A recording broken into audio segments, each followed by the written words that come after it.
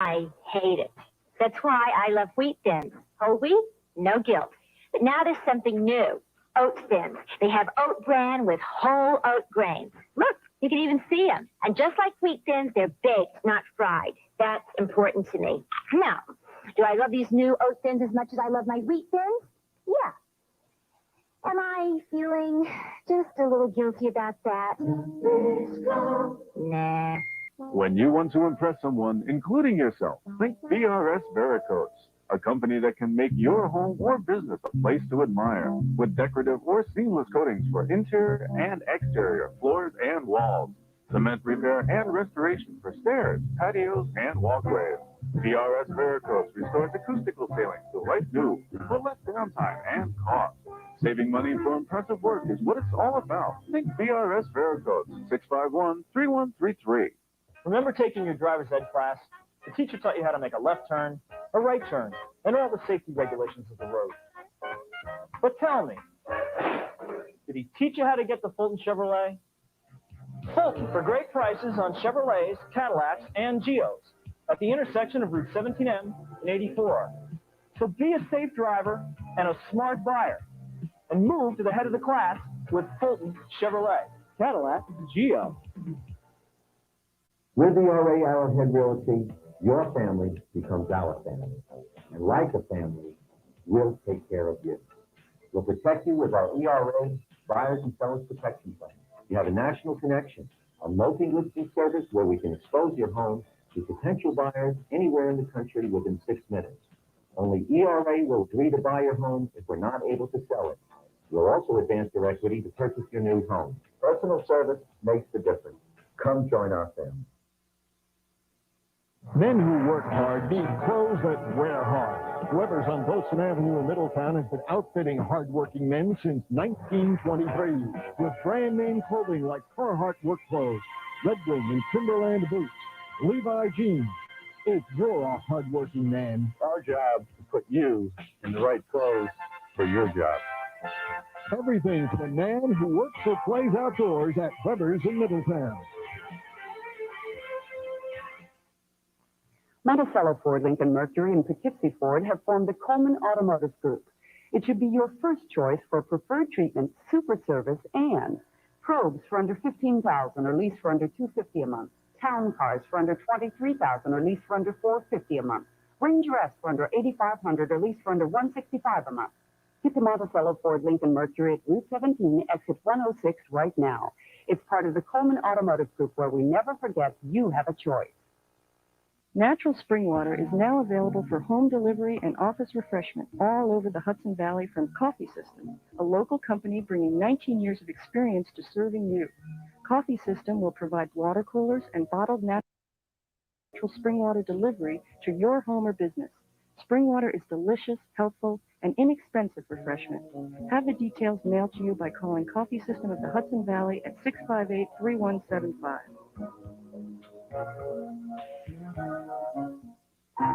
Serpentini Jewelers, your complete service jeweler. Whether you're selecting a magnificent gem, a unique piece of jewelry, or a precision timepiece, you'll find a superb collection that offers the ultimate in choices. Serpentini Jewelers knows that jewelry is a special gift that you give someone, and Serpentini Jewelers is a special kind of store. Professional jewelers with exquisite style and taste. Serpentini Jewelers, downtown Middletown and the Orange Plaza Mall. A ruthless deception, a dangerous affair. Corbin Burnson falls victim to a diabolical Nazi plot. Corbin Burnson, Breaking Point, coming to video cassette this December from Turner Home Entertainment. What Gift for Men is back and better than ever. Oh, he'll love it. He's not the easiest person to shop for. Picky. He is so picky.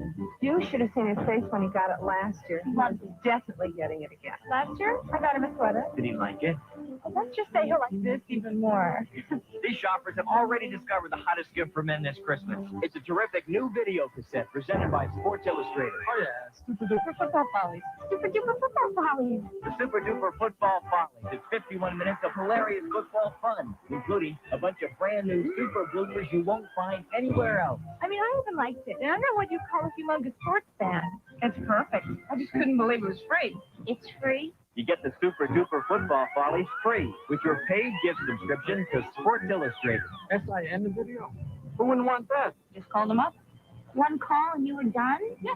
Call our toll-free Christmas hotline now and get the gift everybody's talking about. The free video and a full year of America's #1 sports magazine. All at a low Christmas sale price. Only $1.19 per issue.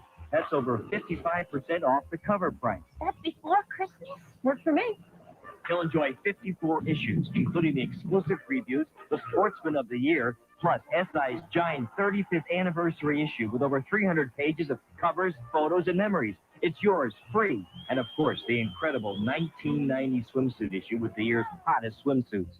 My brother loved it. He said, Beth, this is great. Am I going to get to go with the bathing suit? He did? Yeah, he did. Brothers, fathers, husbands, boyfriends, is perfect for any guy. There's even a card for under the tree. A full year of Sports Illustrated for only $1.19 per issue. And you won't be billed till next year. Save over 55% and get the videotape free. Just call their toll-free Christmas hotline. Too big, too small. I don't like the color. I won't have to deal with any of that. I have this one aunt who every year, without fail, gives me underwear. Underwear.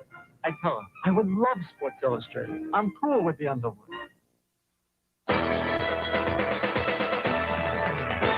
Our Caddyshack night continues as the snobby and the slobby wage war on the golf course. Jackie Mason is right up to par as he stars in Caddyshack 2, next on HBO. Don't miss the HBO Comedy Hour with Louis Anderson. It's chock full of funny faces. Now, Greg, come grab the pipe that turns. Oh, Loaded with comedic faces. Now, what is that speed limit there you're going?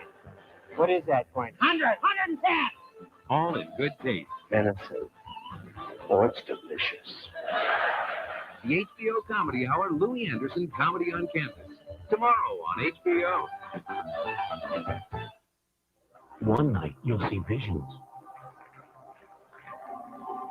One night, you'll hear noises.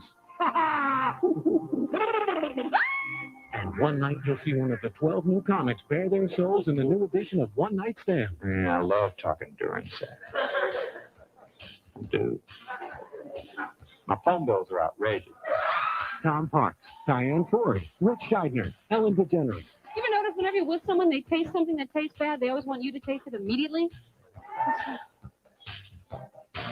That is disgusting. Taste it. Larry Miller, Mike Binder, Bobby Slayton, Dennis Wolfberg. First day of school, we fill out standard roll book information. First day, I said, Frank, tell me your birthday. He says March the 21st. I said, what year? He says, every year. How stupid of me. Jake Johansson, Robin Harris, Charles Fleischer, and Will Durst. 12 new half hours starting February 10th only on HBO. One Night Stand. Safe comedy for the 90s.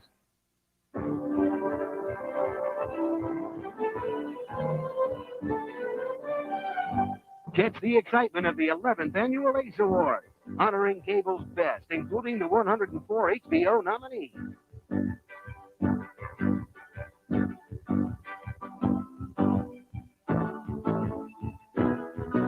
Grab a front row seat at the ACE Awards, live on 12 cable networks, Sunday at 8 p.m. Eastern.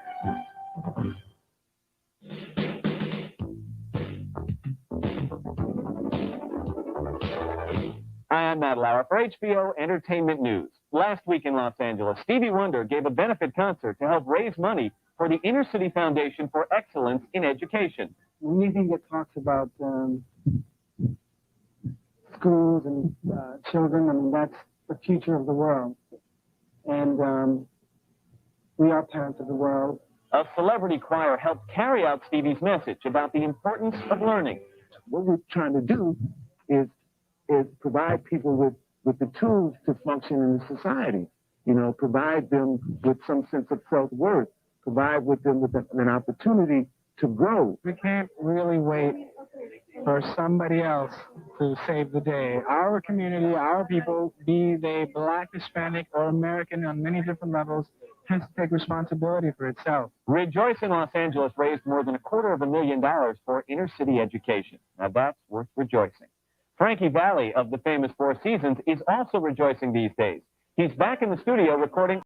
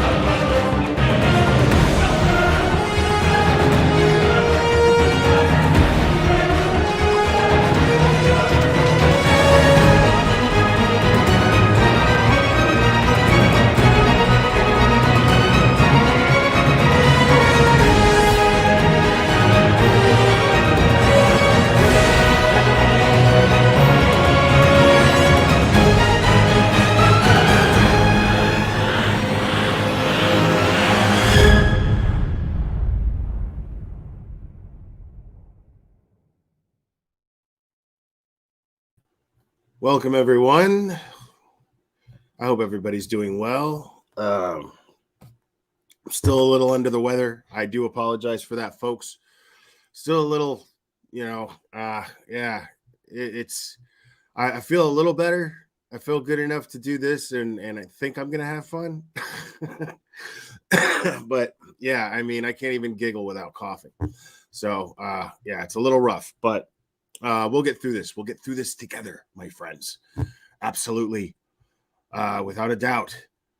But yeah, there's just some stuff that because I was really sick and in bed, I wanted to go live and cover, and I know that a few people have already talked about some of the stuff we're going to talk about today.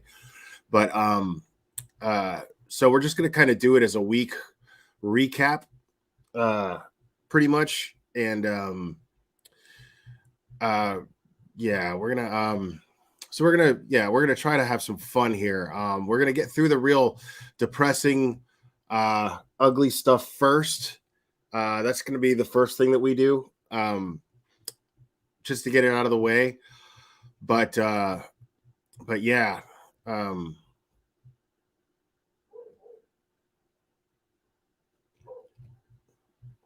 But I got my coffee, good to go. Not really, because my creamer, hear that? It was like frozen. I had to put it in front of my space heater. I should put some honey in my coffee. Yeah, right? Just go nuts with it.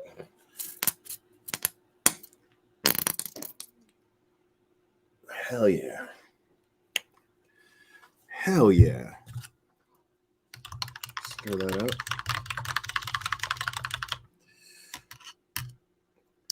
Hell yeah. That was a good idea. Okay. So a lot of stuff. I haven't talked about old Chris McDipshit too much lately. But he's really been doing a lot to draw attention to himself, and I don't like that it's not enough negative attention to balance out the positive attention that he's fishing and grifting for. So I'm gonna fix that a little bit. I'm just gonna just tweak it a little bit because he sucks, and we're going to discuss the Leilani Simon her charges. And we're going to read her arrest affidavit. And we're going to get through that stuff. We're going to discuss a little bit of a little update on the Athena Strand case. Interesting development there, and then we're just going to go over some Bullhorn Betty and some Chris McDipshit. So yeah, we're just going to try to have some fun after that.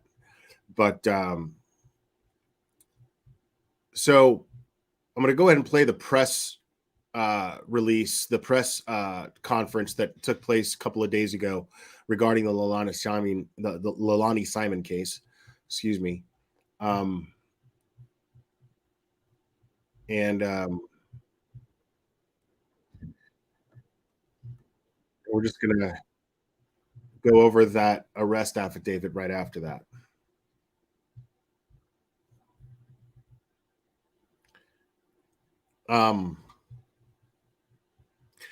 So yeah, it's been a very interesting week. Very, very interesting week. Just pure silliness, man. I can't get over it's one thing after the other with these people and how they handle these cases.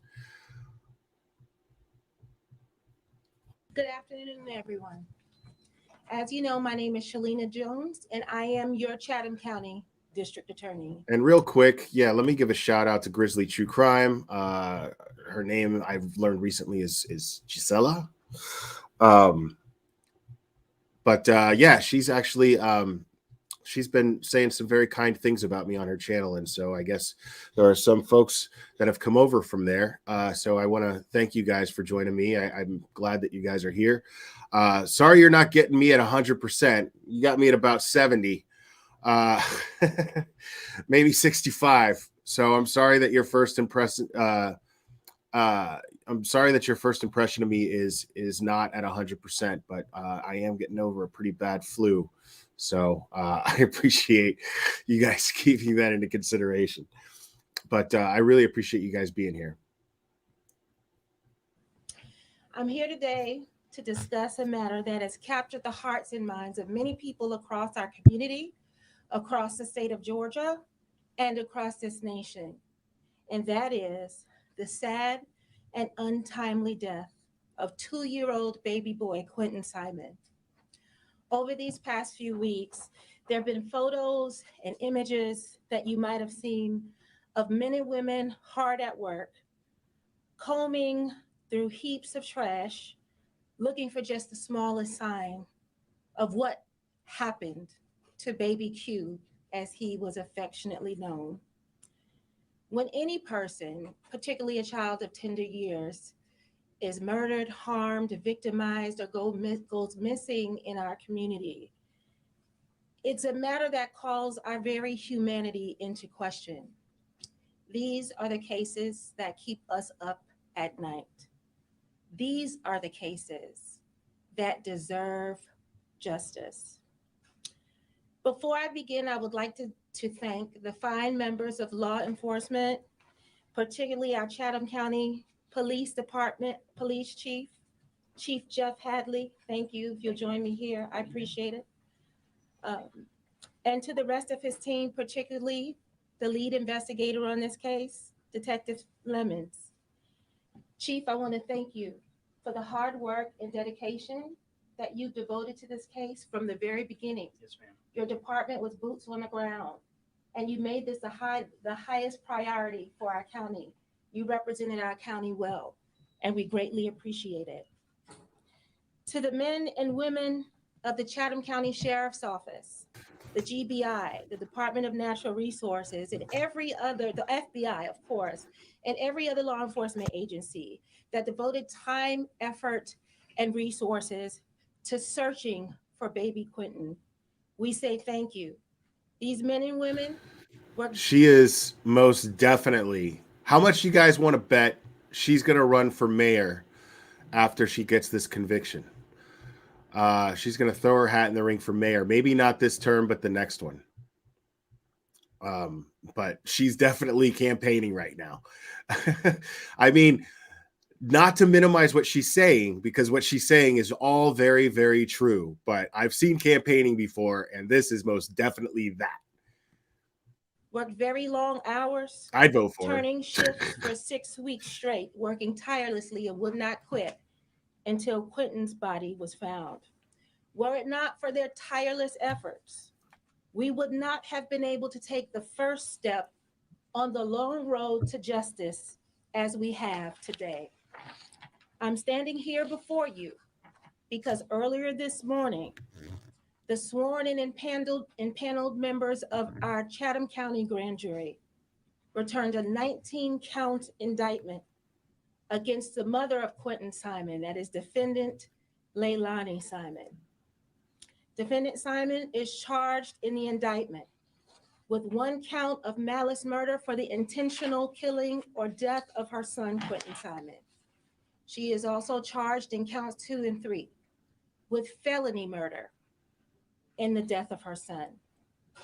She is charged also with 1 count of concealment of the death of another in this indictment. And that is followed by several counts of giving false statements during the course of a police investigation. Casey Anthony all over again. As your district attorney, Let's hope not ultimately, but definitely these charges, it's totally just screaming Casey Anthony all over again.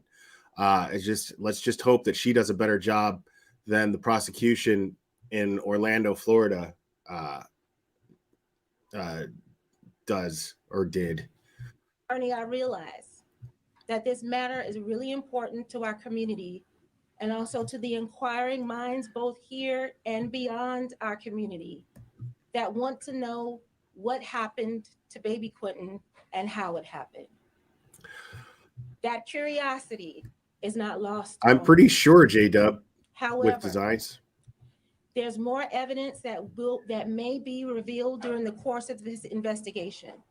And I say that to remind you all that this is an ongoing criminal. Oh yeah, I have no doubt that she's very smart. Yes, and yes, she is very pretty. But I have no doubt that she's very smart. I mean, that's nothing to shake a stick at. If you're a DA in Savannah, you're the DA in Savannah. That's a major city, man. Like, you don't get that position without having some chops. You know what I mean? So I've got faith in this woman right here to deliver justice.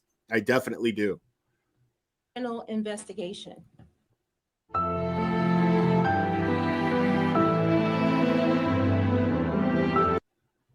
As prosecutors, we are duty bound to preserve the judicial process by not making out-of-court statements about the case and by not releasing evidence in the case.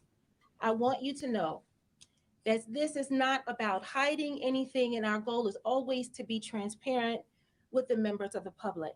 However, it is very important that we preserve the sanctity of the judicial process. It is very important that we do that so that the evidence in this case, if this case should go to trial, can be heard by jurors who are selected from this community, the jurors, the citizens, and the people who are most impacted by the untimely death of Quentin Simon. See what she's doing right now.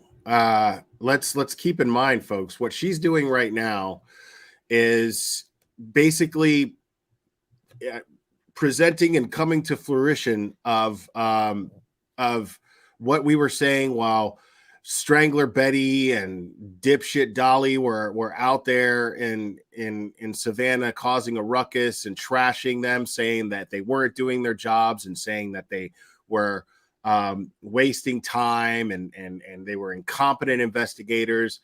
What they were doing was just a prelude to this, and this is a prelude to a trial.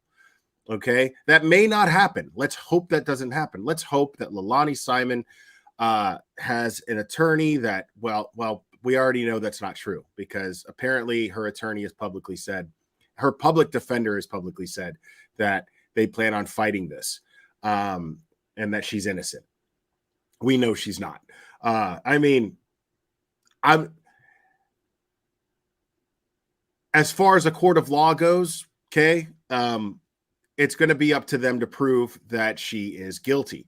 But I believe that when they were doing press conferences, when Chief Hadley was doing press conferences and he was explaining, if you just kind of read between the lines, you know, and even he directly said at one point, or at a few points, he would say that our investigation has led us to Leilani being a suspect, and our investigation has led us to a garbage can where we feel that in the landfill is where we will find Quentin Simon. And that investigation, by following these breadcrumbs, and they let us know as it was happening, they ended up looking for and finding Quentin at that landfill where their investigation led them to look. So that is enough for me to believe that she is absolutely guilty. But what will happen here is, if she gets an acquittal, it'll be because her attorney was able to create a certain level of doubt, just as much as the Casey Anthony case. We all know Casey Anthony's guilty. There's no doubt in my mind. Normally, I'd be like, careful, you don't know. But no, we all know Leilani Simon is absolutely guilty of this crime. I firmly believe it deep in my soul. I don't mind saying that. And it's rare that I will outright say that out loud on my channel or on a public platform at all. But I genuinely believe that law enforcement, based on how they were updating us, they absolutely have gotten to this point to where they believe they can prove beyond a reasonable doubt that Leilani Simon is absolutely guilty. So I believe that. So it's just a question of this DA being able to prove it when it happens. But it's interesting because this was absolutely dismissed. This process here didn't even come into a paralegal, a so-called self-proclaimed paralegal's mind the entire time. It didn't even, this wasn't even an occurrence. You know, it was, you're not doing your job. You need to just arrest her. Arrest her and then blow the one chance that you have to get a conviction without enough facts, without enough evidence. That's insane. That's just plain stupid. So I believe that this Chief Hadley is very, very sincere. I believe that he's very competent. And I think that he was personally affected by this case and the evidence that he was presented with by his investigators. But not revealing this evidence also ensures that the criminal proceeding remain fair, just, untainted, and that this case is not tried in the court of public opinion. Sorry. But is resolved My bad. in a court of law. What that means is that while this case is of grave importance to our office, and we will devote every resource to making sure that this case is properly handled from beginning to end, it also means that we will not be responding to any open What's up, Down the Rabbit Hole News? media questions about the facts and underlying circumstances and the evidence of the case. We all know that justice takes time, but it should be swift and sure and fair. We appreciate. And it's really interesting too to me that, not interesting, but sad, really. But at the same time, it just makes me have that much more respect for Chief Hadley and the agents and investigators that work under him. Because Betty and Dolly and all of those idiots that went out there, MGL, all of those morons that went out there, all they did was create more distraction and possibly use up resources. I mean, you know, imagine you're trying to conduct an investigation into a murder case of a 20-month-old boy, and these people are out there and their neighbors, the neighbors of Leilani and Billy Joe are constantly calling them going, can you please do something about these jackasses that are screaming? I'm driving by and they're cussing at my kid talking about dead babies. Can you please do something about this? And because they don't want the bad publicity, because they don't want to stir the pot and make it worse, they didn't engage. They only just tried to control the situation as respectfully and peacefully as they could. Oh, hey, Grizzly True Crime. Hi. It's good to see you. I appreciate all the love. Thank you. So for them to have to, like, you know, go through having to juggle, basically, instead of all of their focus being on just trying to get Quentin Simon found, they had to juggle that with, you know, the distractions that these idiots were providing out there, and not doing anything, not doing anybody any good. And then Betty has the nerve to put up a post saying, oh, this is why we do the work that we do after Billy Joe gets arrested. And it's like, you didn't do anything except make their job more difficult. by screaming through a bullhorn that they weren't doing their jobs. And I have to wonder, would they have gotten Quentin found any quicker? You know, I mean, probably not. You know what I mean? Probably not. I mean, there was a whole team of people in hazmat suits out there in the landfill doing what they do. And they weren't having to call out, answer calls out there to Betty and Dolly assaulting women. Calamity Jade, thank you so much. I'm curious in the future how social media will affect cases in change venues since defendants can't go anywhere, they're unknown. I don't know. I don't know. That's a question for Mystery Maven or any of the other attorneys that I am blessed with having in my chat from time to time, but I don't see any of them here right now, but I can't answer that, but I appreciate it. But I would imagine that things like this would absolutely, the things of what I'm talking about with Betty and everything would absolutely affect venue, and just give more to a defense attorney to be able to stall. Like they didn't do anything that was productive towards the case at all, and yet they believe that they did.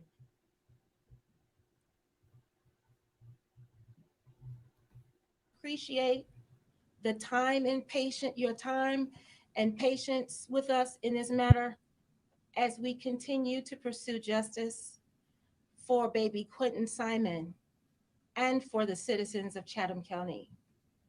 Thank you very much.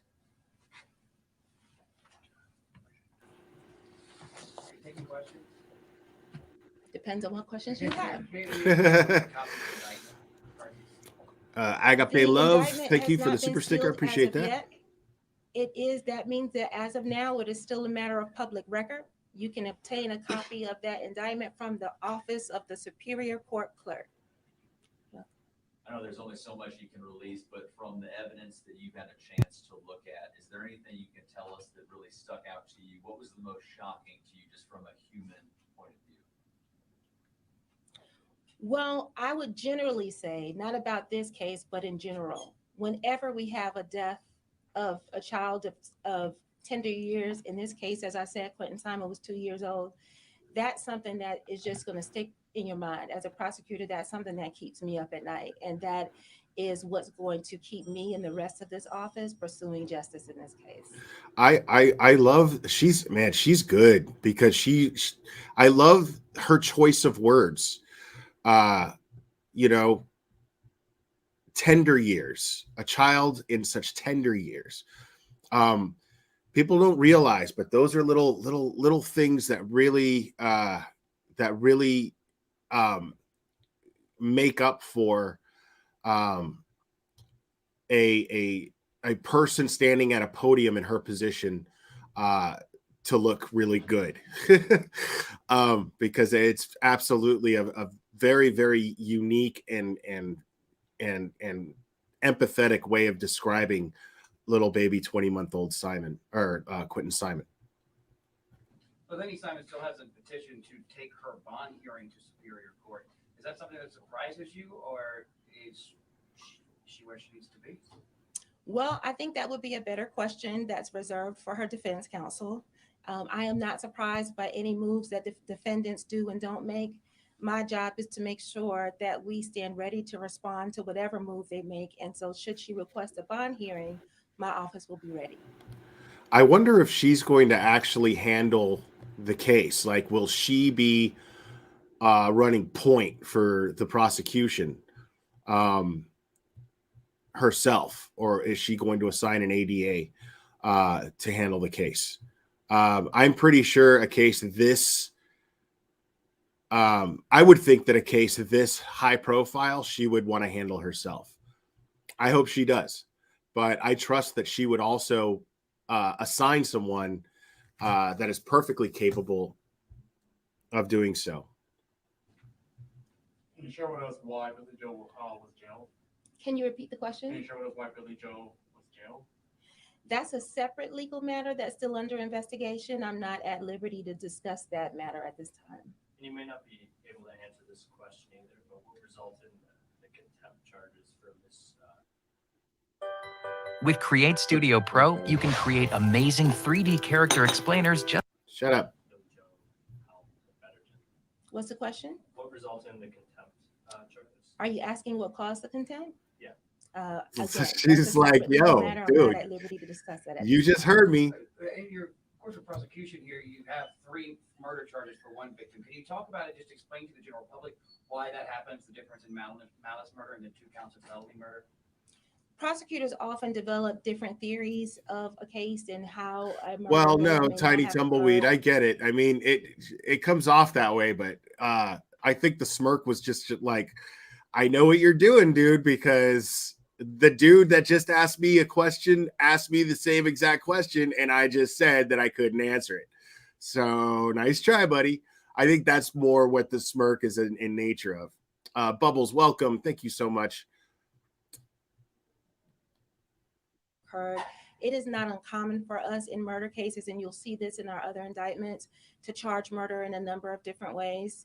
And as I said, as the evidence continues to evolve in this case, and we get closer to trial, should we get there, we'll have more information about if any additional murder charges need to be filed or if they need to be changed in any way. You say you're still gathering evidence. Talk about the confidence you have in the evidence that you have right now. Well, to be honest, I wouldn't be standing here before you if I wasn't confident about the evidence that we have. We have more than sufficient evidence to bring the charges, and that's why we presented this case to grand jury. They actually believed us. They returned a true bill on the indictment. We're confident about that. But what makes me even more confident is that I get to rely on the hard work and evidence and investigation of Chief Hadley, his team, our law enforcement agencies. They collected copious amounts of evidence, and because of So dope right there. Dope. Because right there, basically what she said, if you didn't catch that, she's saying that the grand jury's just sold on it. The grand jury was like, yup. So yeah, this is happening. So the grand jury just, like, she's basically implied that there was a slam dunk with the grand jury. And so now, but I love that she made it a point to be like, that between that and just the overwhelming evidence that was collected and provided by Chief Hadley and his team, she feels absolutely confident. Because of their fine investigative work, I feel very confident that we are about the position that we're in today. You spoke to the hard work of Chief Hadley in law enforcement in this case. And I know Chief Hadley told us multiple times that he didn't want to stand before us months later talking about flaws in the investigation and how that's impacted the case. Can you just speak to how the efforts of law enforcement have helped make this case, have helped make you confident in the evidence of this case so far?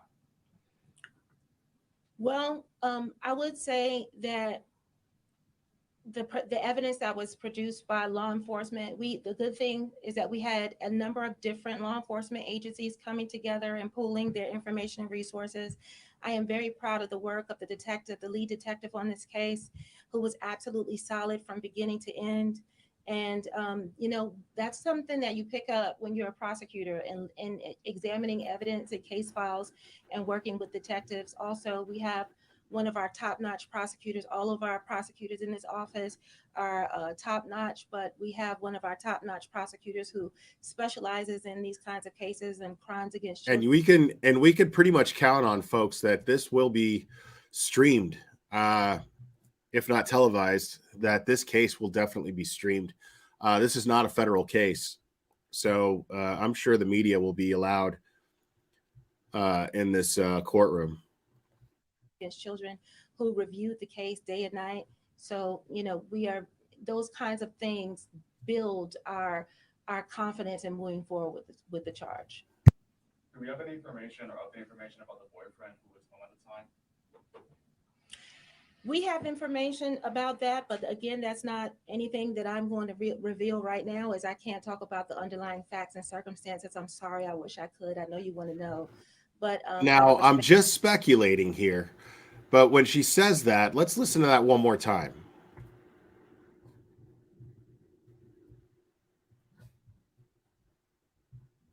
confidence in moving forward with the charge. Do we have any information or update information about the boyfriend who was home at the time? So we have information. So he just said, he mentioned the boyfriend, okay? Because everybody wants to know, well, what's the boyfriend's role in all this? What happened? Was he telling the truth? Blah, blah, blah, blah, blah. Her answer here is interesting. Information about that, but again, that's not anything that I'm going to reveal right now, as I can't talk about the underlying facts and circumstances. I'm sorry, I wish I could. I know you want to know, but so okay, let me. Out of respect for the judicial process, I kind of have to keep my word on that, and also I'd like to keep my bar license. So, I appreciate your time. That's funny. So, in the interest of this district attorney keeping her bar license, I'm going to speculate that this, like I said, this is just speculation. This is not fact. But the way that she answered that, I'm taking that like he's going to testify. They have subpoenaed this dude, and he's going to testify. We will be seeing that boyfriend on the stand. I guarantee it. I'm willing to bet. And I think that she already plans on having that happen. And that's probably where her little sly little came from.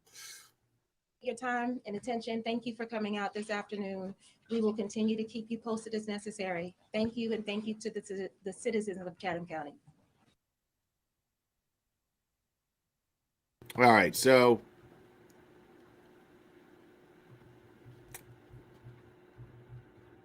now, so Leilani's been indicted by the grand jury, and we're going to go over that indictment real quick. It's going to be a little difficult for me to read. Now, mind you, folks, you guys who know me know that I like to do reactions. Like if I plan on sharing something on here and going over it, I like to do reactions more or less because I like to share. And now, I know that a lot of you already have read this or have watched another channel that covered it already, and that's fine. That's great. But I like to wait till I'm live. I have not read this indictment yet. I know I'm going to get pissed off because I've heard the gist of it from other people, but I have not actually gone over the indictment myself. And I'm sure there are details in this that are just going to basically make me infuriated. But let me go ahead and share that.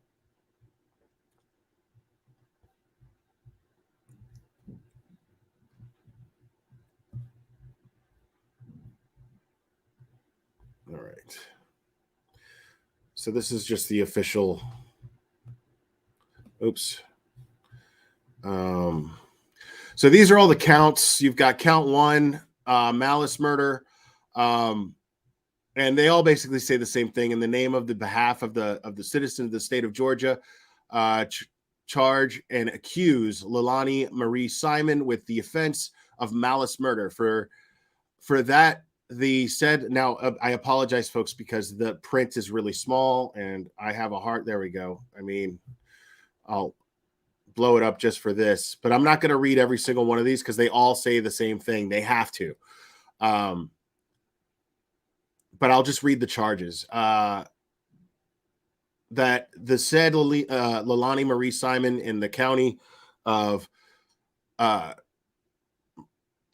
Chatham in the state of Georgia on or about the 5th day of October 2022 did unlawfully with malice at forethought cause the death of her son Quentin Simon, a human being, in a manner unknown to the grand jury at this time, contrary to the laws of the state of Georgia, the good order, peace, and dignity thereof. So all of these are going to kind of say the same thing, but I'll just go over the counts. You got count 1, malice murder, count 2, Count 2 and 3, felony murder. Count 4, concealing the death of another. Count 5, concealing the death of another. Count 6, that's count 5, false report of a crime. Count 6 is making a false statement. Count 7 is making a false statement as well. Again, making a false statement, and then again making a false statement. And count 9, we're at making a false statement. We're at count 10, making a false statement. Count 11, making a false statement. Count 12, making a false statement. So now keep in mind, all of these false statements, they feel that they can prove in a court of law that she made these false statements. So a jury has to convict on all of these, basically. In order for a jury to convict on all of these, what they have to do is they have to prove each time that they charged her, each count that they charged her with making a false statement. So they might charge count 10 with making a false statement, but charge count 9, not guilty of making a false statement. Who knows? We just have to know the details of the statement.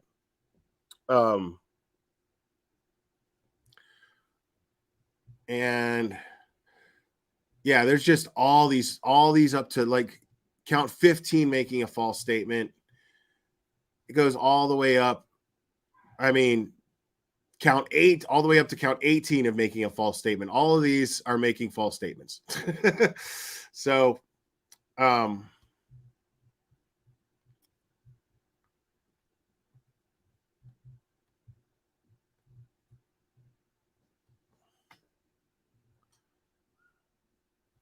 give me 1 second here.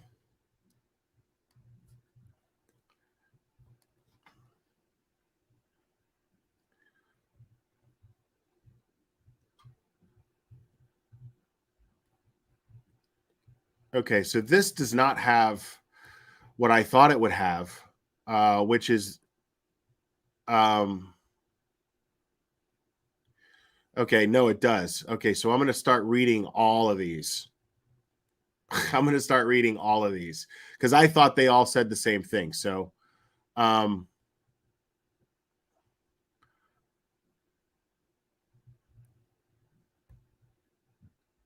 so let's start with the false report of a crime. Actually, let's start with the felony murder. And the jurors, after said, in the name and on behalf of the citizens of the state of Georgia, further charge and accuse Leilani Marie Simon with the offense of felony murder.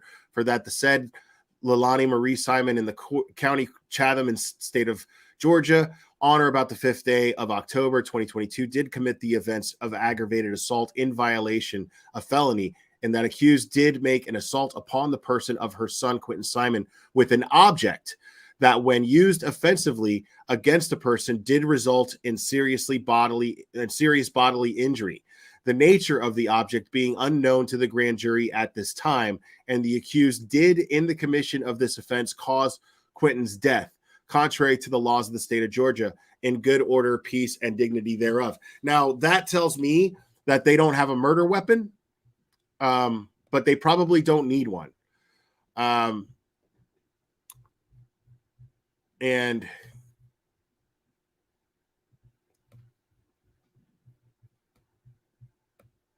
with the there's another count of felony murder here, count 3. And I'll just try to skip through all the legal jargon here real quick.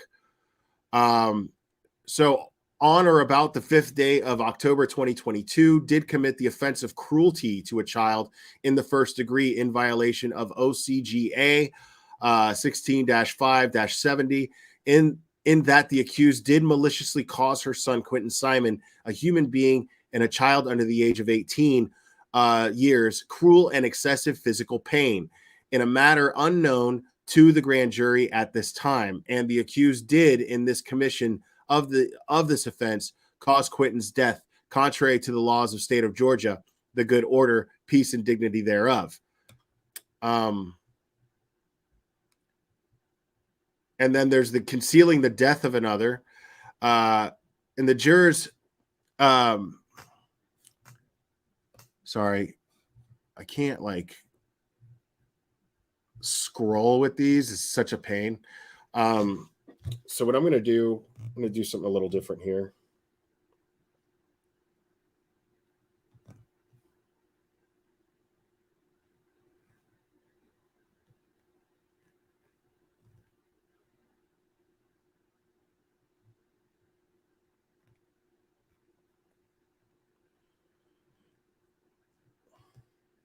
All right. So in concealing the death of another, and the jurors aforesaid in the name of and on behalf of the citizens of the state of Georgia, further charge and accuse Leilani Marie Simon with the offense of concealing death of another. See, blah, blah, blah. On or about the 5th day of October 2022, did unlawfully conceal the death of her son, Quentin Simon, by discarding him in a dumpster at Azelka Mobile Home Plaza, which hindered the discovery of whether Quentin was unlawfully killed, contrary to the laws of the state of Georgia. Okay, so far, their investigation, what this is telling us is that their investigation led them to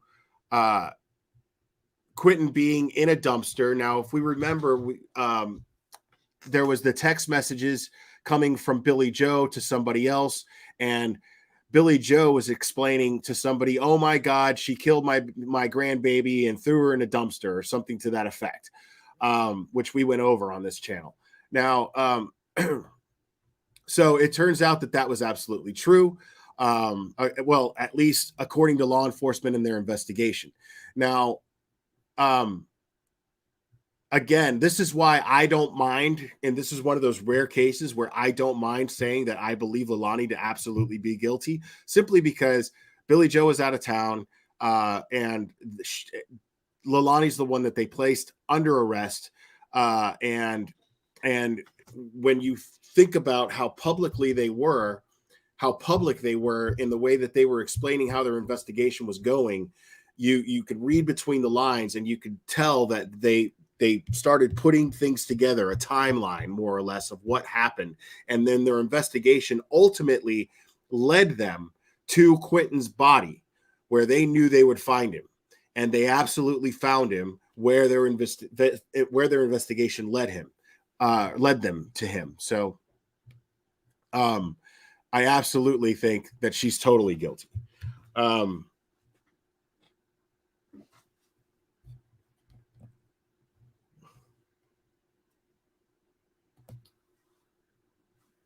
Now,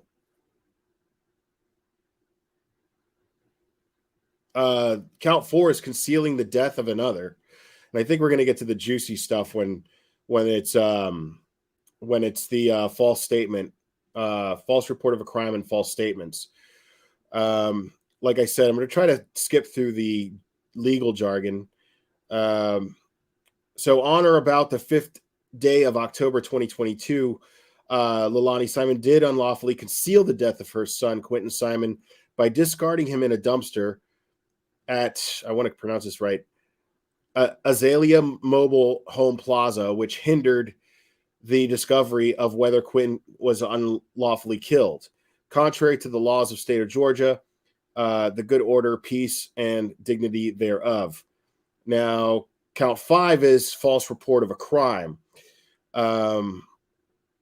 And then on or about the 5th day of October 2022, did willingly and knowingly give a false report of a crime to the Chatham County Police Department, a law enforcement agency to the state, by implying that Quentin Simon had been abducted by an unknown intruder, contrary to the laws of the state of Georgia, the good order, peace, and dignity thereof. Okay, so she called, tried to say that there was an intruder who broke in and stole Quentin Simon. And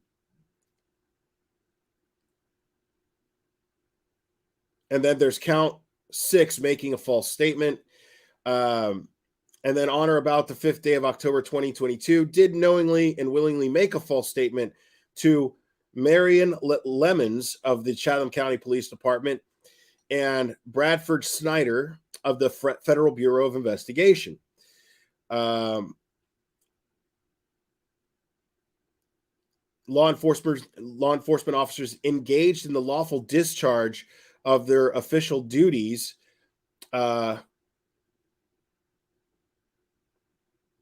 Sorry, it's this print is so small, and I have to like play with this phone to like blow it up so I can read it off my phone, because I'm not reading it off my screen. The print is too small.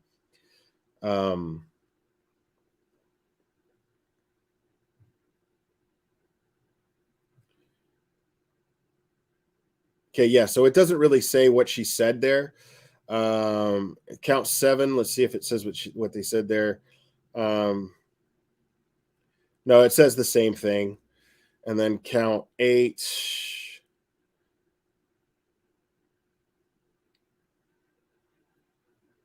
Okay, so actually, yeah, count 7, it says that she that the only controlled substance in which she was a regular user of was marijuana, contrary contrary to the laws, blah blah blah. So she tried to say that all she did was smoke weed. We know that's bullshit. And then count 8, she's saying that the only controlled substance she used in the past 24 hours was marijuana, which was also a lie. Count 9.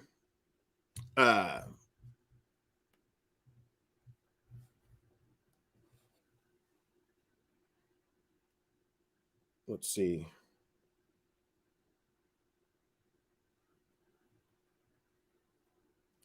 What does it say here? Count 9, where she says that she admitted that she had left her home in the early morning hours of October 5th, 2022, falsely stating that falsely stating that the purpose of this trip was to meet her friend Misty to obtain Oragel, a topical pain reliever, from Misty, and that on this trip, the accused had in fact met Misty at a Chevron service station and had obtained Oragel from her, contrary to the laws of the state of Georgia. Wow. All right. So let me get this straight. So here she is. Here she is stating that, I mean, this is her story. This is the best story that she can come up with. Yeah, I left the house, but I was meeting my friend Misty because she had Oragel. And so I was like, you got any Oragel? And she was like, yeah, I got some Oragel. Meet me at the Chevron and I'll get you some Oragel. Like, that is supposed to be your alibi. Oragel. The Oragel alibi. Really? Okay.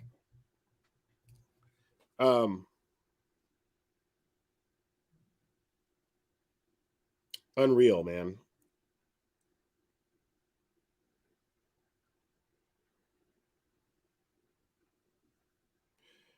So on the early morning hours of October 5th, 2022, she had in fact traveled to Azalea Mobile Home and there had discarded her son, Quentin Simon. So no, she wasn't scoring cocaine, people in chat.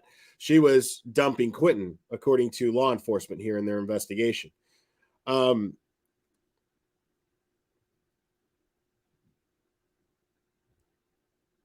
then on count 11, by having admitted that she had left her home to meet her drug dealer in the night hours of October 4th, 2022, falsely stating that the purpose of the meeting was to pay an existing drug debt.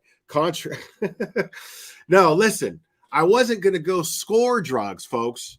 Listen, officers, I wasn't scoring drugs. I want to be very clear about that. I had an outstanding debt with my drug dealer. I owed my drug dealer money. Okay. So I had an outstanding debt with my drug dealer, and I was meeting my drug dealer. Don't get me wrong. I was meeting my drug dealer, but I wasn't buying drugs. Okay. I owed from before. Like, if I'm a cop sitting there listening to this, I'm going, like, because, you know, what do they say about lies where there's always a little bit of truth to the lie? This is one of those examples. Like, she's not even a good liar. This is just really fascinating to me. Sorry about the glare coming through the window there. Yeah, the sun's going down. It comes down through that window, and there's nothing that I can do about that. It's kind of annoying me, so I would imagine it's kind of annoying you guys too. But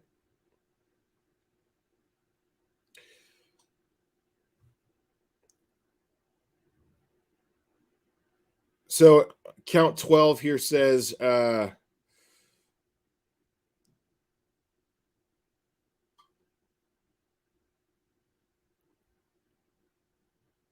okay, so yeah, that's just saying that she lied again about the some of these counts are just like, okay, we can count her twice basically for the same thing, more or less. Not not really. um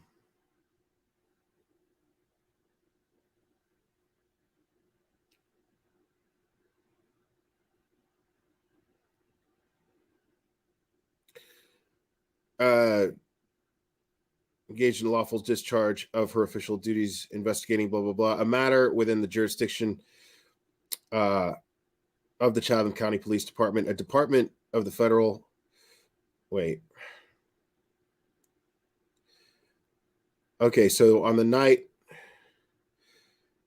to investigate a material fact, to wit that on the night of October 4th, she had used controlled substances contrary to the laws. Okay. Um, and then more false statement. I guess this is count 13. So on or about the October 5th, 2022, she had traveled to Azalea Mobile Home Plaza, falsely stating that the purpose of this trip was to meet her friend Misty to obtain Oragel, a topical pain reliever from Misty, and that on this trip, the accused had in fact met Misty in so she changed her story basically. So before it was the Chevron, so now she's saying, "Oh no, but I met her." So what I'm thinking is her phone pinged at the Azalea Mobile Home Park. So I'm thinking that her phone pinged, and then once they were like, "Hey, then if you were at the Chevron at this time, how come your phone pinged at the mobile home?" And then she was like, "Oh, you know what? It wasn't the Chevron. I actually met her at the mobile home park." Bullshit. So yeah, just for what I love right now is what they're doing, like, because I'm kind of visualizing the investigation and how it's going, or the interrogation and how it's going, and I'm visualizing it in my head, and they're just like giving her every opportunity to lie because they want to tack on as many charges as they can, and they plan on absolutely prosecuting her 100% on all of the time that she wasted from law enforcement, all of the time and all of the resources that she wasted. They're like, "You're going to pay for that. We're going to add every single year that we can onto your sentence if we could possibly do that."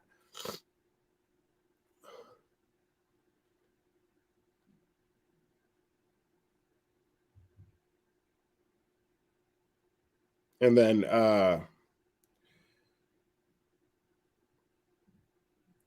on the morning hours of October 5th, 2022, at this is count 14, at Azalea Mobile Home Park, she had discarded her son, Quentin Simon, in a dumpster.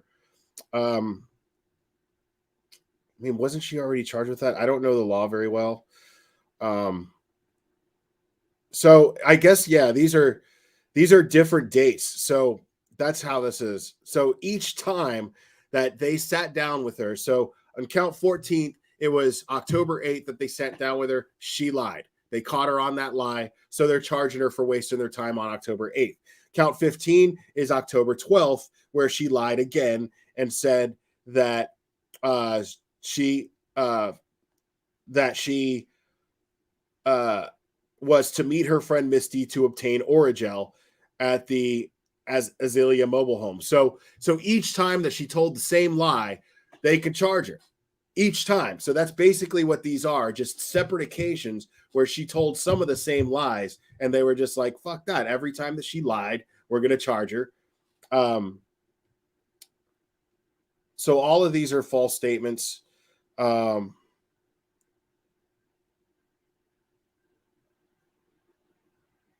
Okay, so it's funny how this progresses. It's crazy because basically we're kind of being able to kind of map out in our minds how these interrogations went.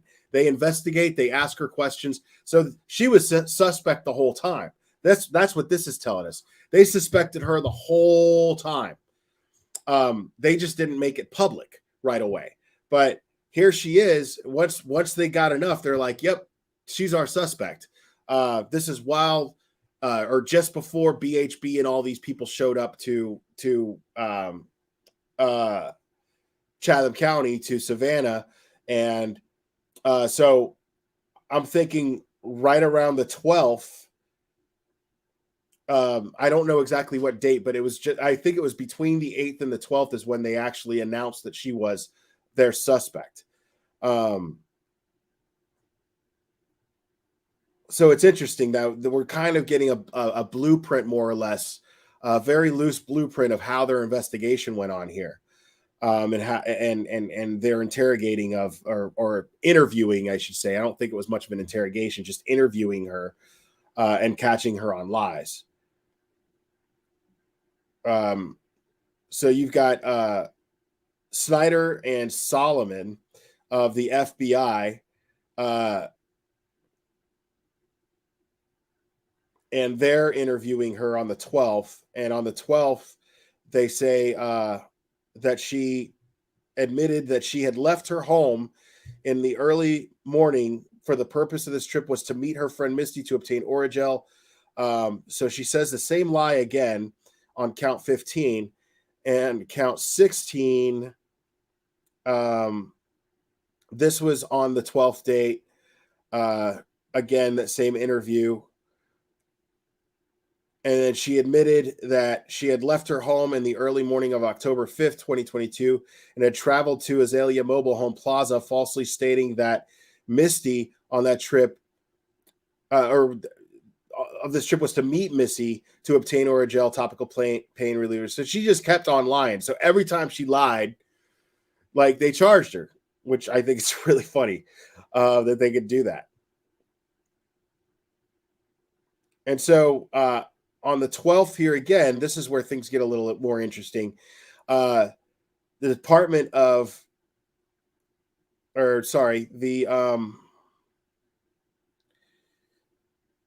having admitted that she had discarded something in the dumpster at Azalea Mobile Home Plaza in the early morning hours of October 5th, 2022, falsely stating that all she had discarded was normal household garbage, contrary to the laws of the state of Georgia, by the good order, peace, and dignity thereof. So that's interesting too. So she drives over to this mobile home and she decides, you know what? I'm going to take my garbage out there instead of just putting out the garbage where I would normally put out the garbage where I live. Immediately law enforcement's going to be suspicious of that. You know, they're going to say, yeah, this is totally suspect, because you could tell that they interrogated her and they were like, well, probably bluffed. Maybe not bluffed, but I would say that if it's depending on how powerful the ping on the phone is, they probably placed her right at the dumpster at that time. And they were like, look, that's your phone and blah, blah, blah. And then we're like, well, what were you doing at the dumpster? Oh, yeah, I was at the dumpster, but I was taking out my garbage. You know, why wouldn't you just take out your garbage like you normally would? Why would you go? Totally suspicious.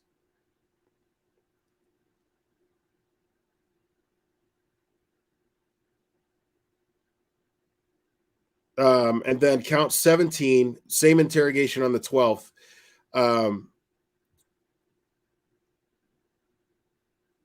Regarding the disappearance of Quentin Simon, to to investigate a material fact, to wit, that in the early morning hours of October 5th, 2022, at Azalea Mobile Home Plaza, she had discarded her son, Quentin Simon, in a dumpster, contrary to the laws. Okay.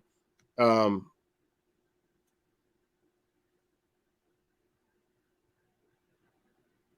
then on Halloween, falsehood on October 31st, says here that she falsely stated that it was not the accused, but rather Daniel Youngkin, who had traveled away from the home in the early morning hours of October 5th, 2022, contrary to the laws. Okay. Wait, so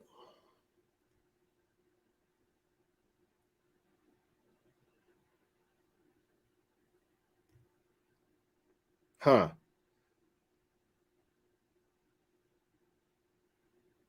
Yeah, because there's all this legal jargon here, but I don't know what that means exactly.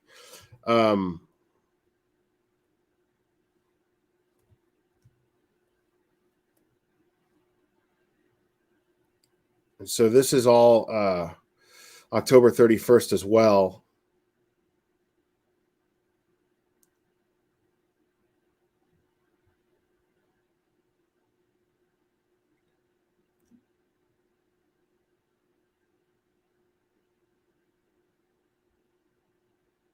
Oh, okay. Oh, I see. So what she tried to do was she tried to put it on the boyfriend.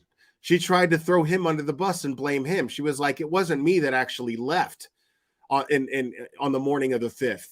After staying that, okay, I went to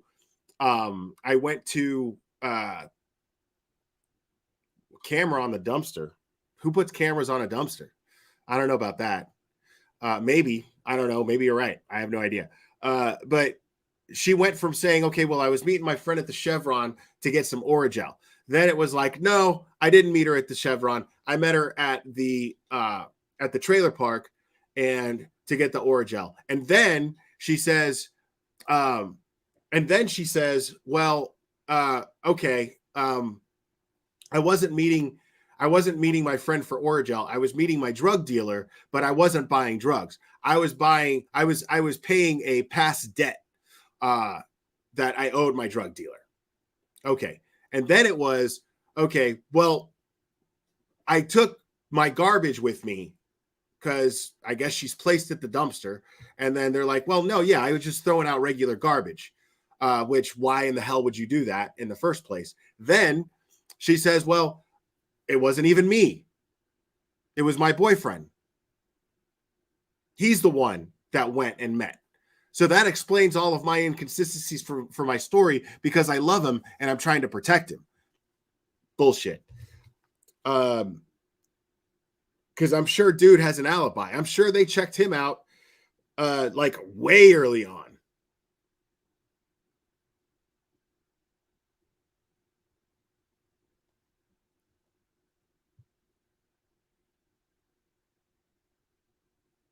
Okay, and then she admitted that she, not Daniel Youngkin, had left the home in the early morning hours of October 5th, 2022, and had traveled to Azalea Mobile Home Plaza, and having admitted that she had no contact there with her friend Misty, falsely stating that she did not remember what she had done there, contrary to the laws of the state. So that's the last count right there. So, I mean, easily, she's going to, the prosecutor is going to make her out to be a liar to the jury. That's going to be real easy for the DA to do. Now, if they plan on going to trial, and if this defense plans on fighting this in court, I'm guessing that they're just going to, the plan is to do what any defense attorney would do, which is create smoke and mirrors and create a bunch of doubt. Well, of course she's a liar, but why did she lie?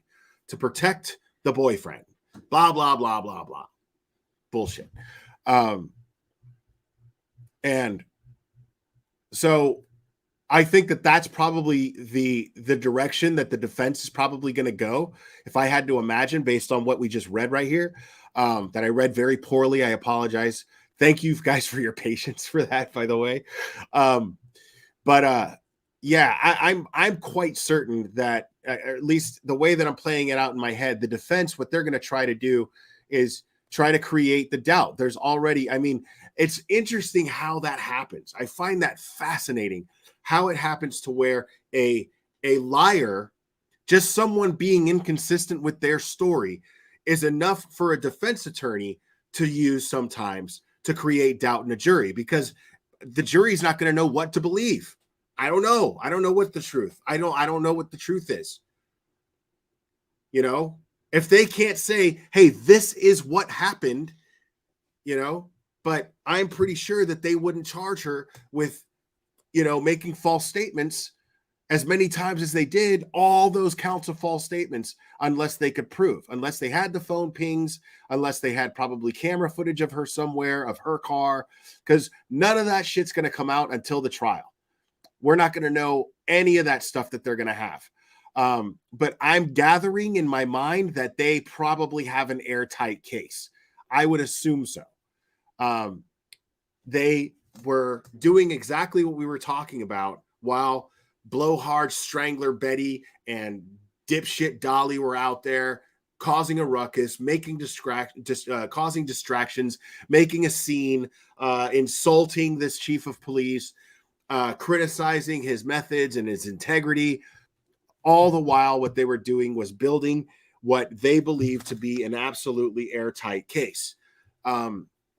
I guarantee you that there's probably camera footage of Leilani in her car driving somewhere. I guarantee you that. I guarantee you that they have phone pings, that it's going to be very easy for them to set up a timeline with evidence leading to Quentin's body being at that dumpster. And the DA is, like I said, probably is going to have a slam dunk here. Now, since they have Quentin's body, they probably have found, I don't know the condition that they found his body. None of us do yet. But since they believe and have come to the conclusion that he has been beaten, that he was beaten to death, well, they probably found broken bones and injuries to his remains that show evidence that would lead law enforcement to that conclusion. So whether or not they have a murder weapon, pretty irrelevant. If that's the case and they have all that evidence, I would say that them having a murder weapon is probably completely irrelevant. A blunt object, you know, harder than a fist, and it's not a gun, and it's not a sharp object like a knife. So yeah.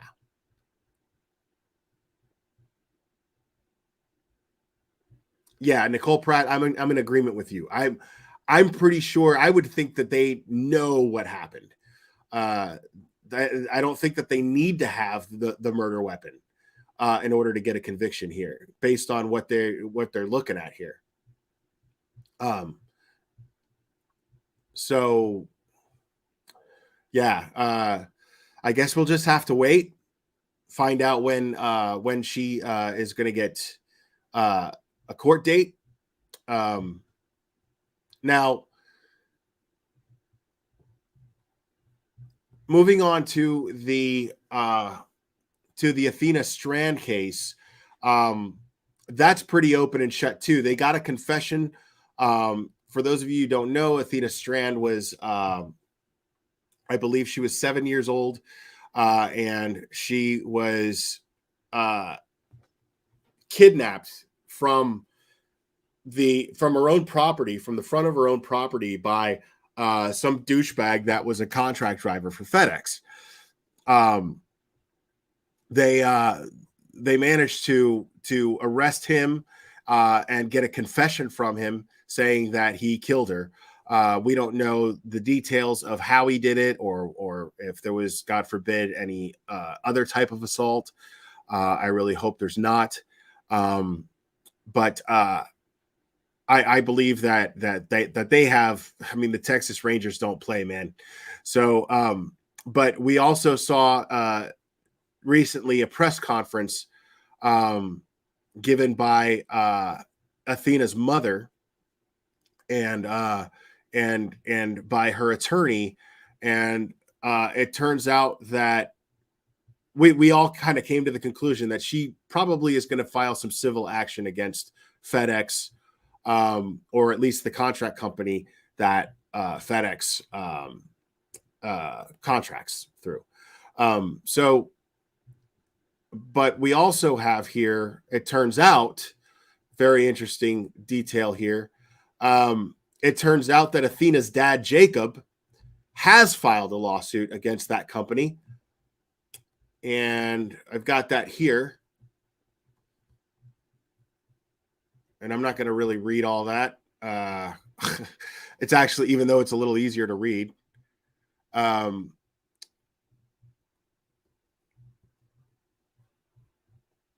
it basically says here that this tragic case involving 7-year-old girl whose life was taken from her when she was taken. Now, this is Jacob Strand versus Tanner Horner Big Thompson Incorporated, which is a FedEx ground package system. This is a tragic case involving a 7-year-old girl whose life was taken from her when she was taken from the front yard of her home by a FedEx ground delivery person, Tanner Horner, an employee of Big Toppin. Now, okay, he's suing Tanner directly. So if I had to guess that these people are like a lot of companies, like I was saying before, we were kind of speculating on that when we were talking about Athena's mom and that press conference. It turns out that based on this, I would say that Tanner is an independent contractor. He's listed with that company, not necessarily directly employed with that company, but contracted by this company, the way that that company is contracted by FedEx. So he's a third-party contractor, I would say.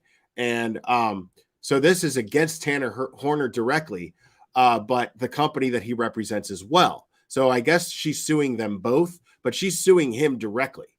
Or he is, sorry, not Athena's mom, but Jacob, her dad.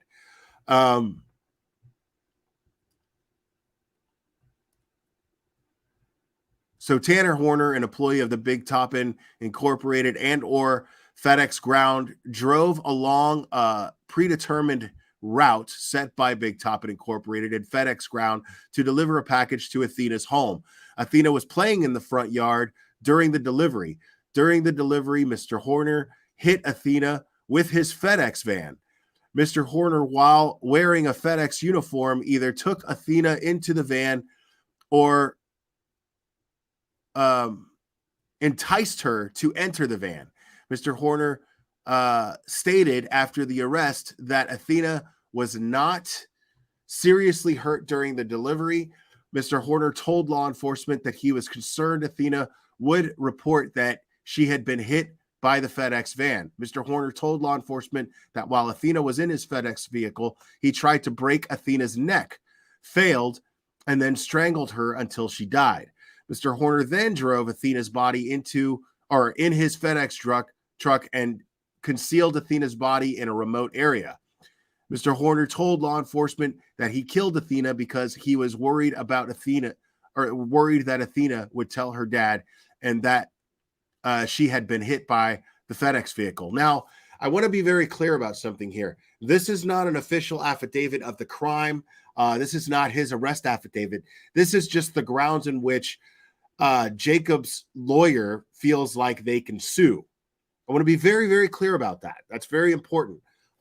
This does not state the facts of the case. This states the facts of the lawsuit and the lawsuit alone. That confession coming from him makes it grounds to sue, according to Jacob Strand's lawyer. Okay, that's what that means. That because these people are still going to investigate. Texas Rangers and the local county, I can't remember who they were, what the name of the county is in Texas, but they are still conducting an investigation. There still has to be an autopsy done. So there might be more charges tacked on to him. It could be that the confession that he gave is false.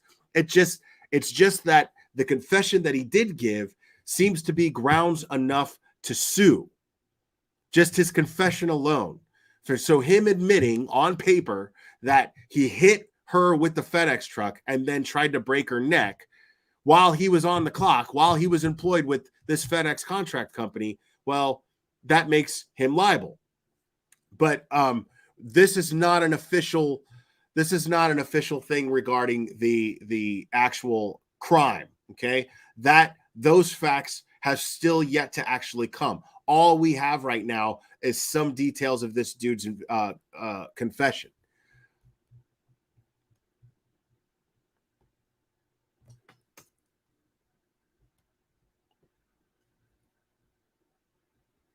Okay, yeah, and all of this seems to be just legal jargon here.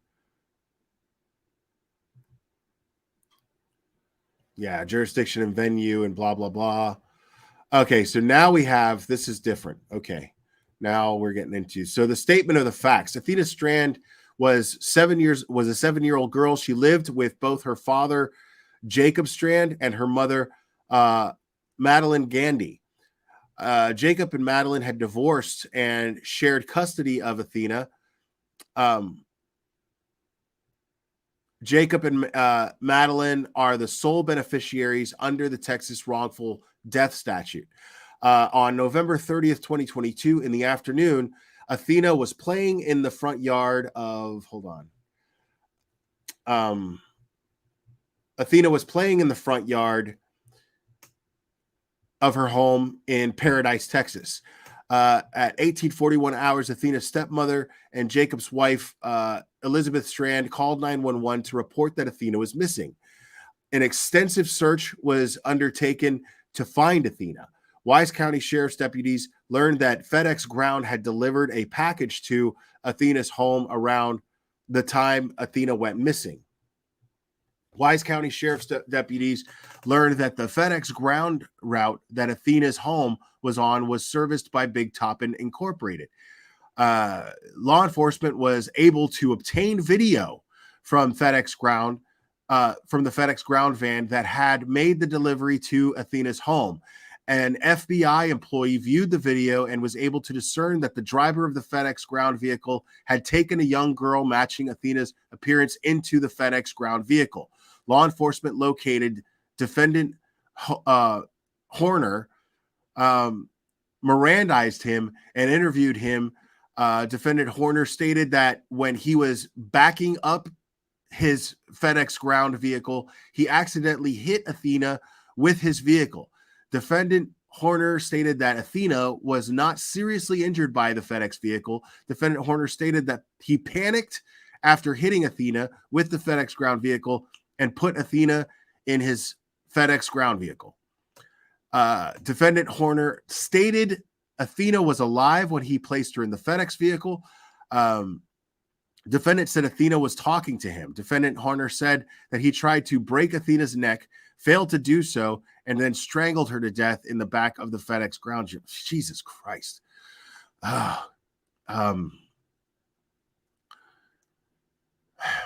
Defendant Horner told law enforcement that he strangled Athena because she was going to tell her father about being hit by the FedEx Ground vehicle Defendant Horner was operating. Defendant Horner never reported to Big Toppin or FedEx Ground that he had hit Athena with his FedEx vehicle. Defendant Tanner Horner is an employee of Big Toppin and is authorized to wear a FedEx Ground uniform and drive a vehicle conspicuously bearing the FedEx Ground logo to deliver packages to FedEx Ground customers who live on FedEx Ground routes that Big Toppin services for FedEx Ground.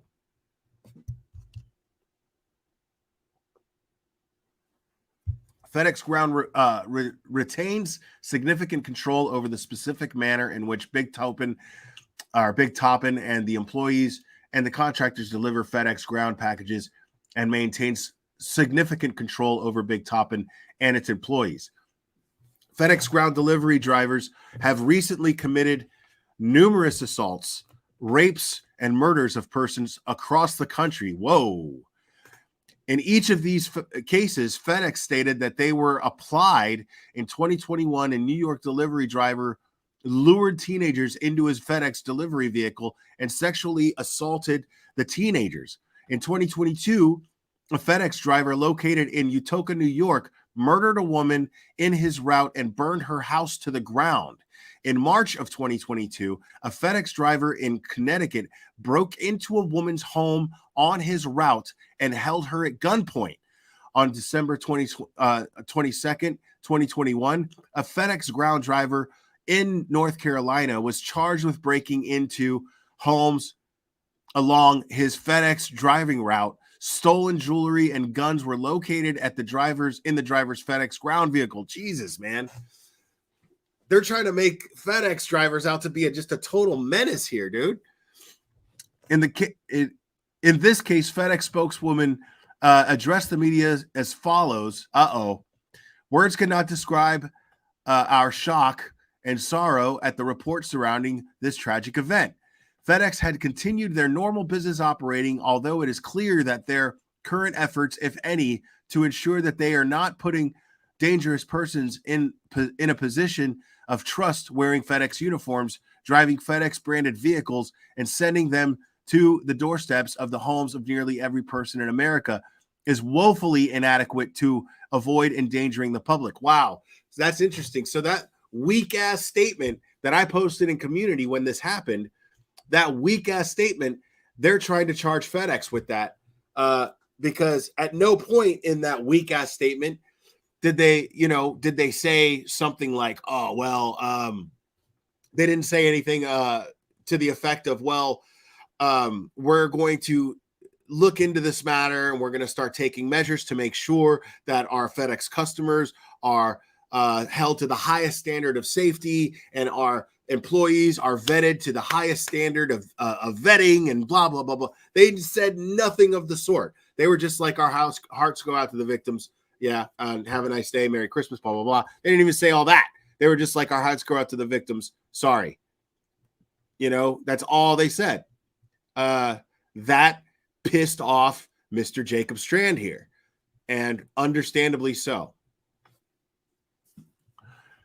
To the extent of inconsistent herewith, plaintiff incorporates by reference all of the above facts and paragraphs as it was forth. Okay, so yeah. Defendant Tanner Horner initially, knowingly, and recklessly made contact with Athena Strand's body, including but not limited to striking her to attempt to break her neck and strangling her to death. Big Toppin and FedEx Ground are jointly and severely liable for the acts and or omissions of defendant Horner through the theories of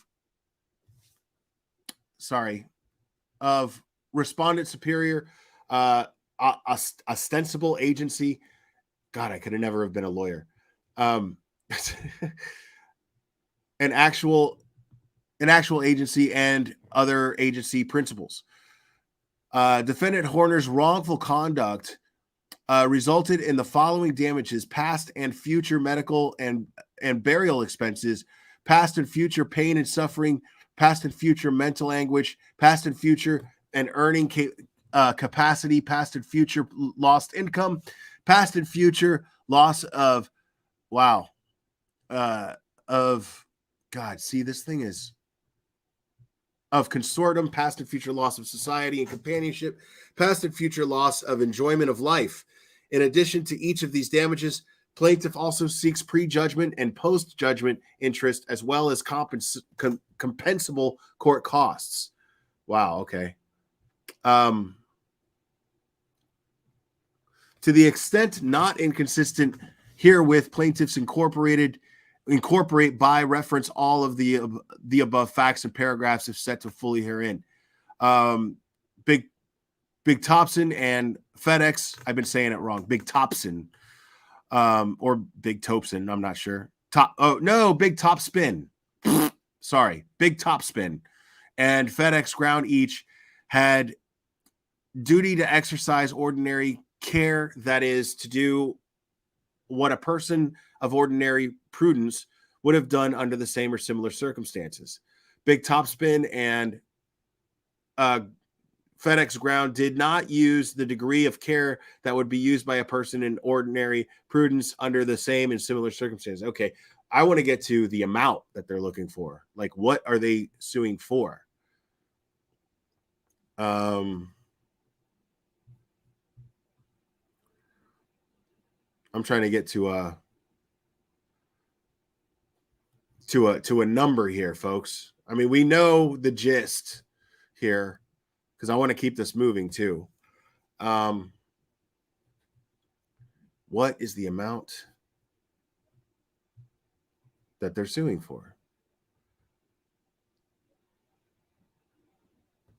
I think we're getting to that.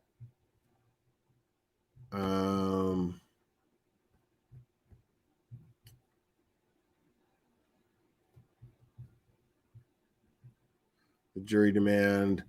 I don't see that anywhere. Hold on a second. Let me take a closer look here real quick.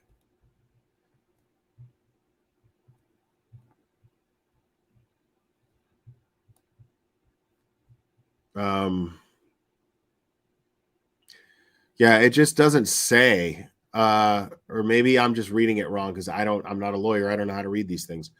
But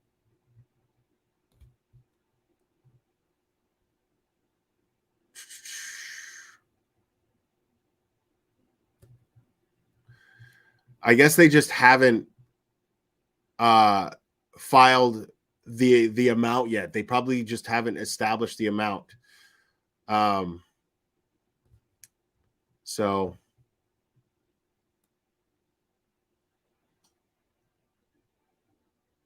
yeah, so I don't know how much he's planning on suing for, but yeah.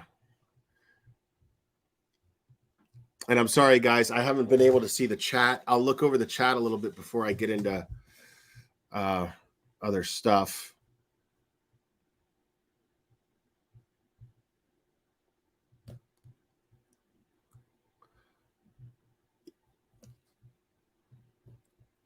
So yeah, Mar BMW sequel admin. Yeah, this is Athena Strand's dad, Jacob, who is suing FedEx and the contract company that Athena's killer worked for. And it looks like they're trying to sue the pants off of him too. And you know what? I don't blame him. You know, why waste time? You know what I mean? I get it. Like this is all part of justice. Like, who are we to dictate what they consider to be justice? Obviously, they're going to want a conviction. They've got their guy. Law enforcement's doing their job, and prosecutors are going to start doing their job. The DA is going to do their job. Okay, so he's suing for $1 million. More than 1 million. So at least $1 million. Dude, that's crazy. So let me get this straight. I mean, how does that work? There's got to be, they got to have a lot more planned to sue for. Because if Canceled Karen is getting sued for $10 million for defamation of character, like these guys have to have, I mean, you know, Athena's family have to have grounds for a lot more than $1 million based on what they've lost and the suffering that they're going to go through. How do you put a price on that? You know what I mean? $1 million doesn't even seem to scratch the surface for a big company like FedEx. It doesn't even, not even close. So I'm just curious how that works. Again, I don't know the law, man. So now we're going to just move on to some fun stuff.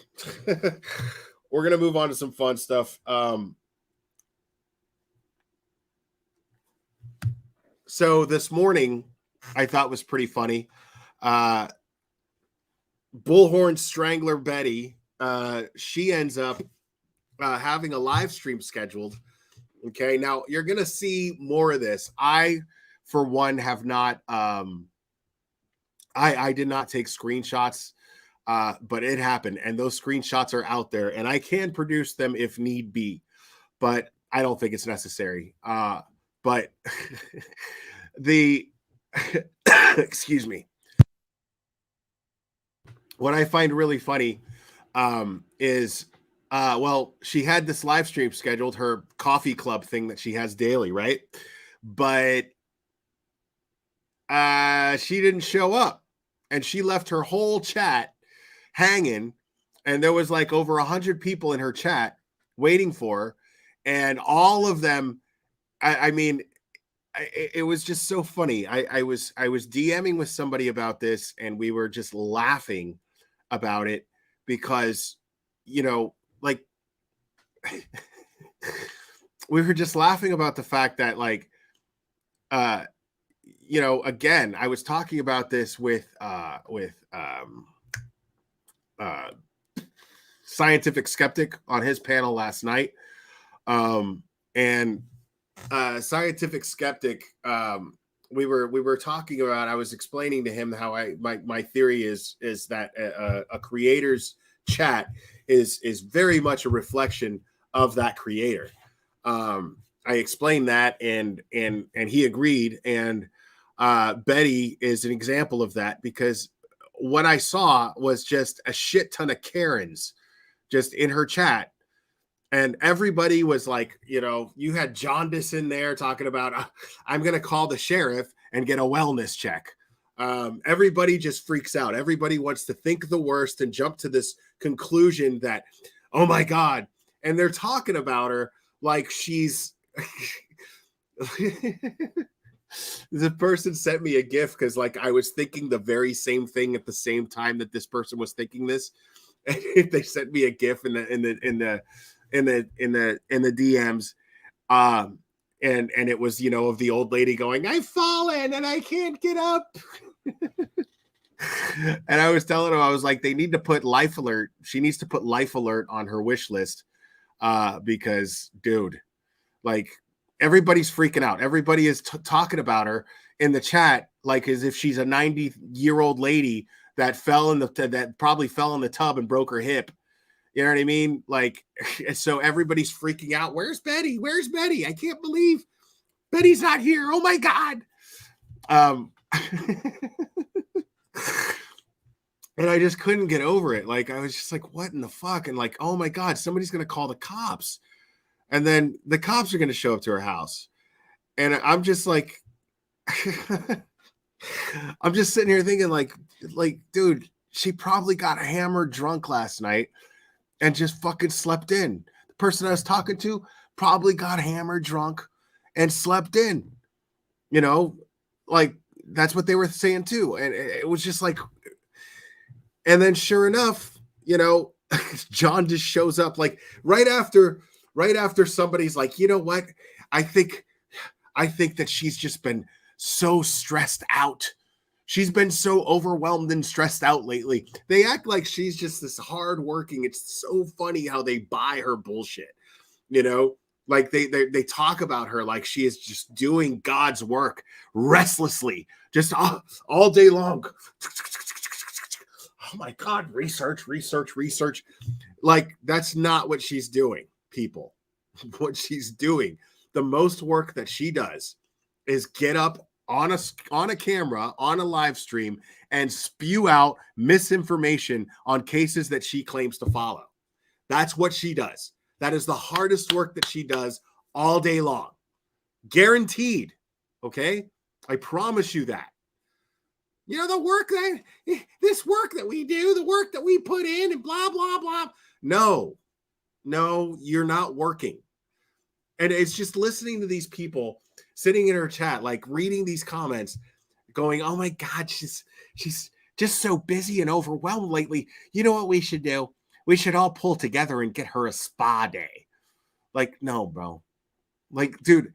And as soon as I thought of that, bro, I thought of Always Sunny in Philadelphia.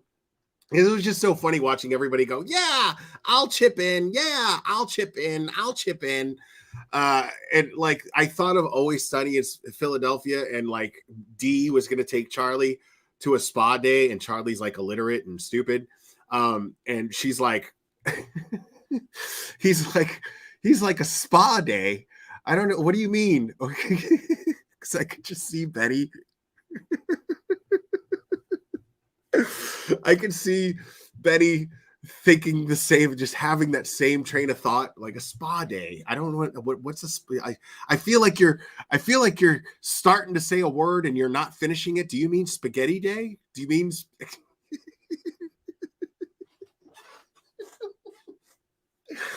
a spa day? Like that's, you're like saying half the word. Like the word is spaghetti.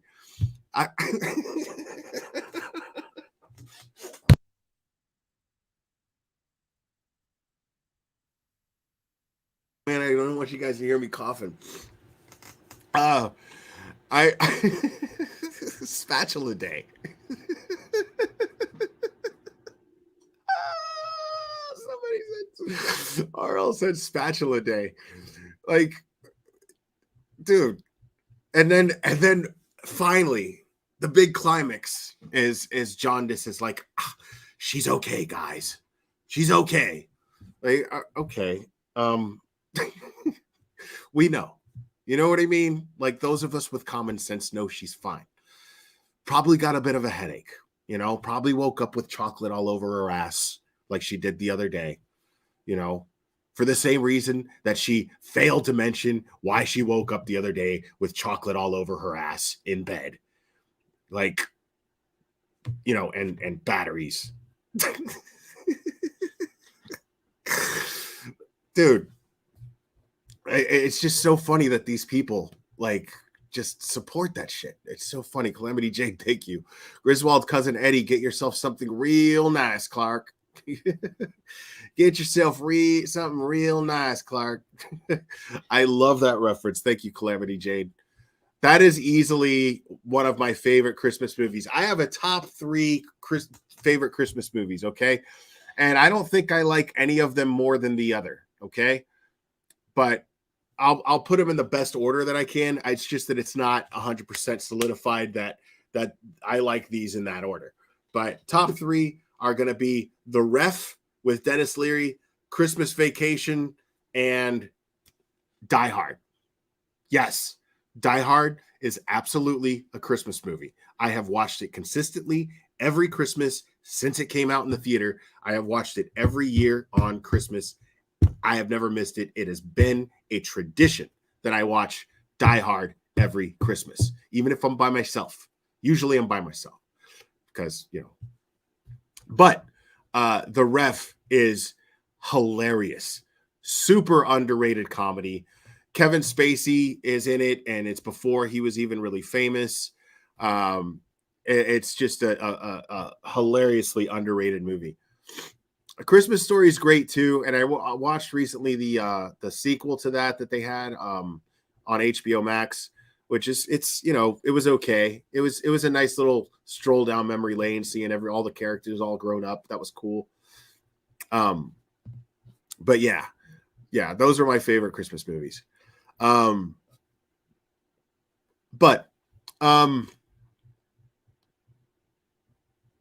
Yeah, so Calamity Jade, thank you for that awesome Christmas reference.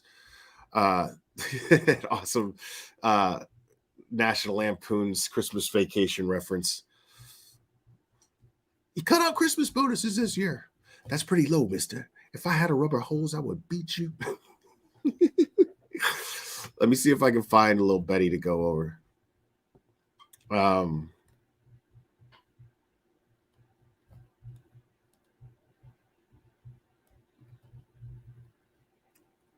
No, not that.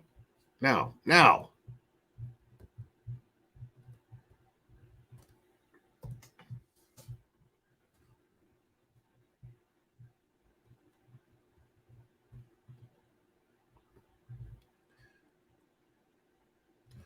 All right. So we just went over the 19 count indictment. And it was my first time reading it. Okay. I'm curious as to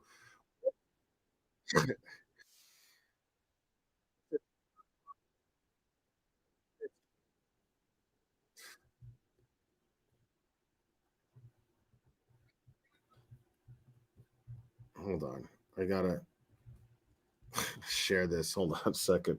Mr. Harlan's Tales of History's Famous Burglars. Thank you. My favorite is Santa's Sleigh with Goldberg as Santa. Never saw that.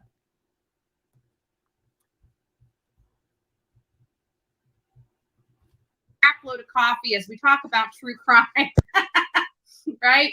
Are we going to talk about true crime and other things? So today's a great day. You know, we were feeling, you know, like Quentin was getting justice, but barely. I guess this is the way we can kind of express that.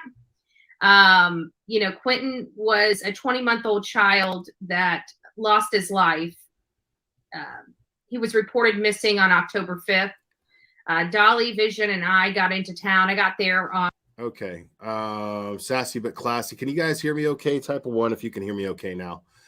Sassy but classy. Oh my, I don't like anyone spending the holidays alone. I guess I will take you under my wing. I appreciate that. Thank you. I'm not totally alone. Like, you know, I just don't get to spend it with family a whole lot. And the plan is to do that next year. I got to spend Thanksgiving last year with family, which was awesome. But yeah, I've got beautiful nieces and a nephew, and that I really, okay. So audio's good. Cool. But I appreciate the support. Thank you. But yeah, next year will be good. This year will be fine too. It's just, there are people that I would really love to spend it with. And I'm just not going to get to do that till next year due to certain circumstances, but. On November 11th, or excuse me, October 5th. Sorry, I'm pushing this along, aren't I? October 5th, we got into town October 11th and October 12th, respectively.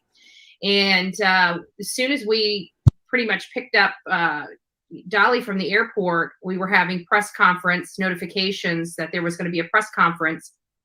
And the press conference was going to be about Quentin Simon. We learned. The press conference, the very press conference, folks, that she tried to get into with her bullshit press pass, and they knew exactly who she was.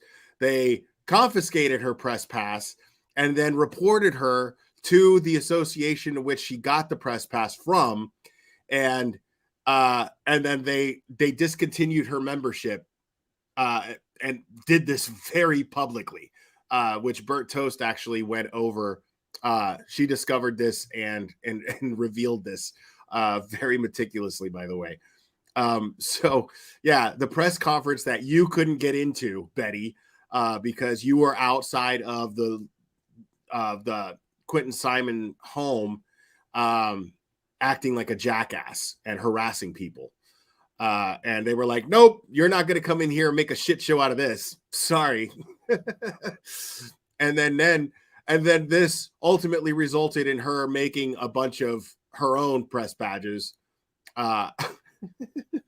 Because that's what you do. You know what I mean? Obviously, you don't have to go to college for journalism or anything like that to be legit.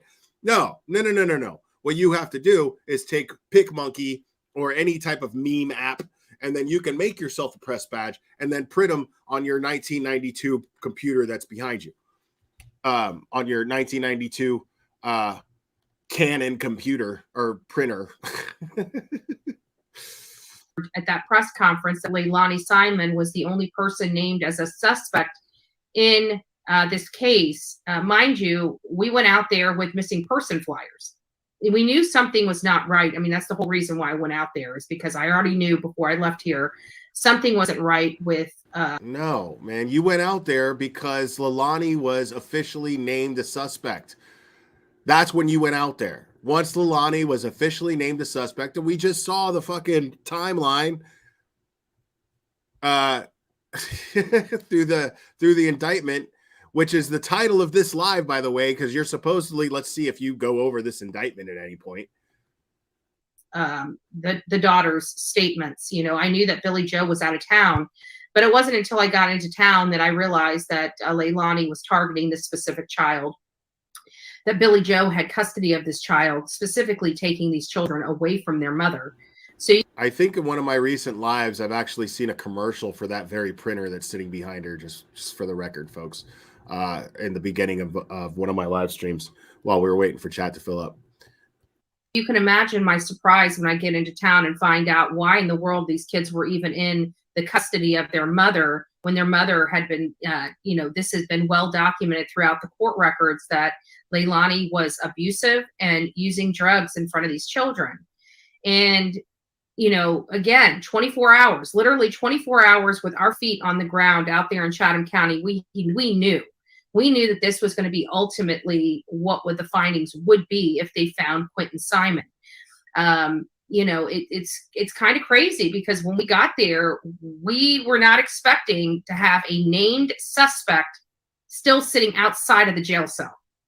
And it adds insult to injury. While I think the law enforcement officers and agencies that worked hard to bring Quinton Simon home, a lot of the nonsense that went on was a direct result of the lack of leadership in that county. We heard later from No Charge Hadley, as I like to call him, even though that they're giving him a nice little, you know, they're blowing smoke up his own. Okay, this was a day ago, people. This live, okay, and she's already walked back and retracted everything she said about this guy. But now, since people like me and people like Burnt Toast and anybody else who covers her and any of the clip channels call her out and say, dude, you're full of shit because you harassed this dude. There's too much evidence out there of her harassing this guy and talking shit about him and insulting this guy and his efforts and minimizing his professionalism. All of that. Now she's walking back her half-assed apology and going back to harassing this guy, despite everything that we've already seen. I started off this live stream talking about and showing the DA's intentions of what they were going to do. I read the indictment. They have what looks to be a very strong case. And according to the DA in that press conference, they basically slam dunked the grand jury. So she absolutely praised Chief Hadley, and she's up here calling him names, calling him No Charge Hadley, blah, blah, blah. But sorry, but she's indicted, idiot. And you name this. How do you think they got the indictment? By Chief Hadley and his team collecting evidence, despite the distractions and the interference that you provided so generously with your idiocy while you were out there in Savannah. Despite all that, despite all your insults and despite all your distractions, they still managed to actually find Quinton, bring some closure, and now they are on the road to getting justice. Period. Betty, you were an absolute bona fide jackass. His own little boot behind, okay? This whole pat on the back, you know. Thank you so much. Was that justice? When you're feeling better, please get that poor chair some WD-40. Our ears will be so happy. Yeah, I know. Dude, you don't know. You're new to this channel, kind of. This is the squeaky chair, bro. This is it's the signature. It's part of the Glera family. It just is. The squeaky chair. It's not going anywhere until it collapses and falls apart. You've done a great job. Yeah, you did a great job. I mean, I'm not disputing the work that your employees did under your leadership. My problem is you don't sit there and have a case built and have enough information to arrest somebody without the body and let them live outside of the house to drink, party, and have a good time. You absolutely do that when you're building a case, because you're not just building a case to make an arrest. You fucking idiot. Why can't you get this through your skull, Betty? I don't understand you being a paralegal, because supposedly your experience is on the court side of things, not in the investigative side of things. Your experience is on the court side of things.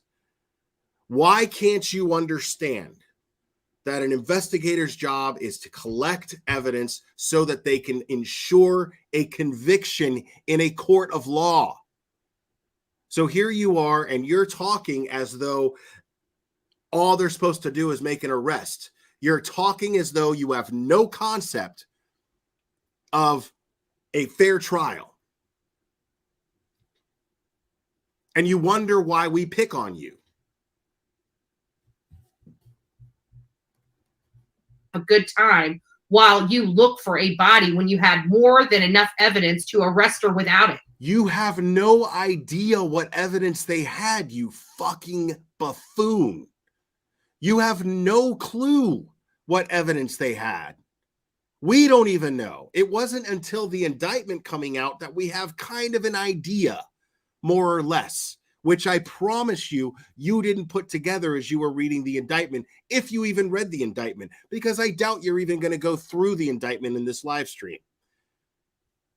I doubt you even have a copy of it.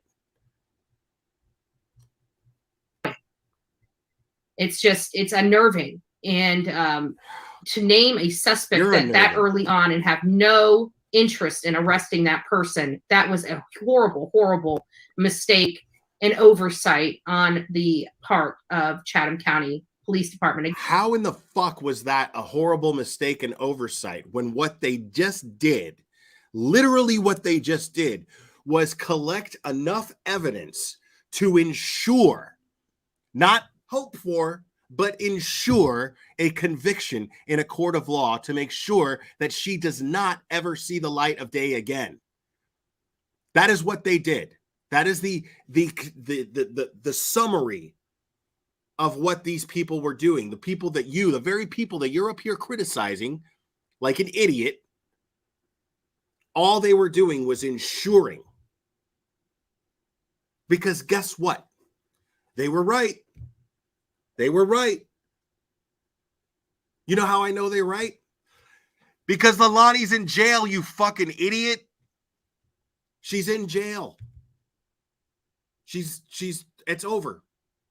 I mean, it's technically not over because they still have to get a conviction, but I have all the faith in the world that they have enough evidence, because we heard Chief Hadley more than once publicly address in press conferences that they only get one shot at this. So it takes time to build a case, collect evidence to build a case to ensure a conviction in a court of law. It is all about due process. It's all about her rights too. That's also included in that, because you don't want her claiming that her rights were violated. You don't want her pulling a Karen like you would. We don't want that to happen. So what these fantastic men and women were doing were collecting evidence to ensure that that doesn't happen, to ensure that she has no wiggle room to claim that her rights were violated. That's just one aspect of it. The rest is to be able to look a jury in the face, for the DA or whoever the prosecutor is going to be to look the jury in the face and go, you have all of the facts. And all of the facts dictate that that woman over there murdered her 20-month-old boy, disposed of his body, and lied throughout this entire investigation. That's what this is all prelude to. That moment where the prosecutor faces the jury and says, people, now you've seen everything that proves that that woman sitting right over there is responsible for the death of her son and disposing of his body and lying to law enforcement during the investigation. Period. Department, again, lack of leadership. Wow. You know, law enforcement handles things certain ways because it's the right way to handle things. You don't name somebody a suspect and say, oh, by the way, it'll take us a month or so before we arrest her, you know. But we know she killed. You do that because they did. They absolutely did. And they still got an arrest.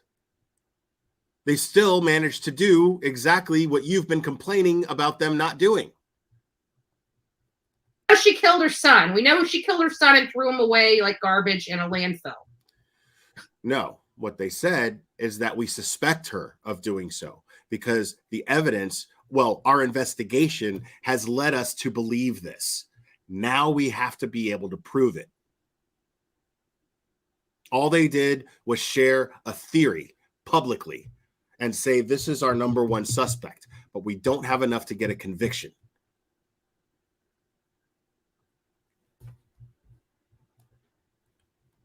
And they probably waited to find Quentin's body to ensure a conviction Why? Because the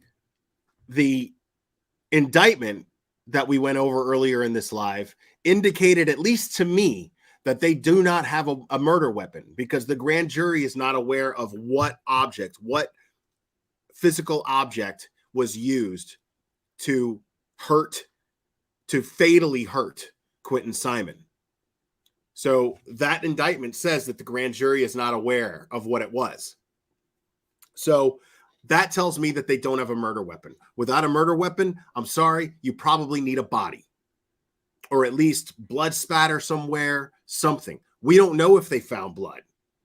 That's not been revealed. We don't know the details of their investigation. We could just kind of through the indictment and the counts, we can kind of blueprint more or less what they may or may not have and how they got to the point to where they decided to arrest her.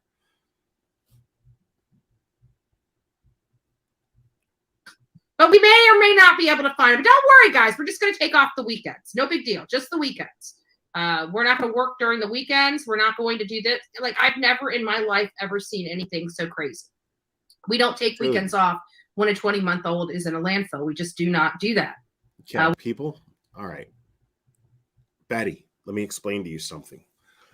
When you have people working from sun up to sundown, okay, and you only have so many people who specialize in looking for a particular type of evidence, and you have so many people, only so many resources, okay, and you have them working from sun up to sundown, okay, what you don't want are a bunch of exhausted people out there working for nothing because they can't find evidence because they're too exhausted. They're too tired.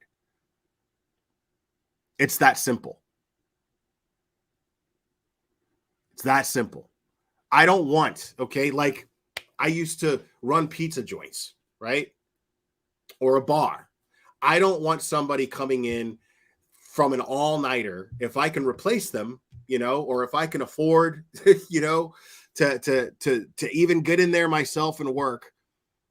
I don't want somebody who's been up all night, totally exhausted, because what that's going to do, it's going to affect my service.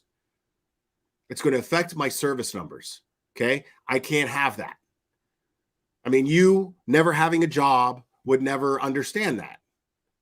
But those of us who have had jobs and have had the responsibility of people working under you, you have to make sure that in order to get the best results, the best product, the best service, okay, the best results, you have to make sure that your team is on point, because you're nothing without your team. So yes, if they're looking for a deceased child who they have already enough evidence to believe that the child is deceased, then yes, you can afford to let these people who are working 5 days a week, sun up to sundown, sifting through 2 million pounds of garbage, you can afford to allow them weekends off so that they come back Monday fresh-minded, fresh, ready to go. Let's get this done. Let's find this baby. You need to keep morale up amongst your team, because just knowing, because Betty, I don't even see you working an 8-hour job sitting behind a desk, much less working from sunrise to sunset, sifting through garbage, physical labor, meticulously sifting through garbage for the body of a 20-month-old baby. That's going to do something to the morale of that team. I want their spirits high as much as they can be, because their spirits are never going to be high. But I want those spirits high as much as possible in order to produce results. You wouldn't know anything about that.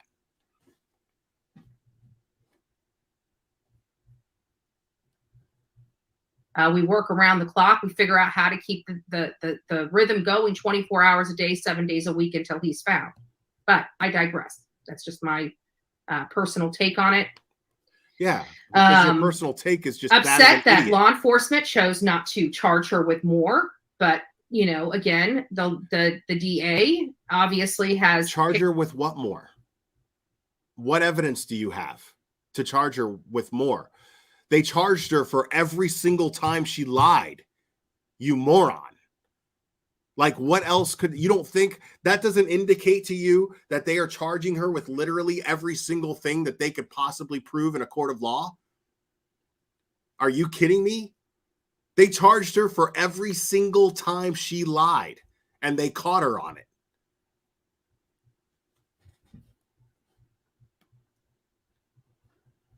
Has picked up this case, has taken it to a grand jury, and now has indicted Leilani on 19 counts. And we're going to go over those counts.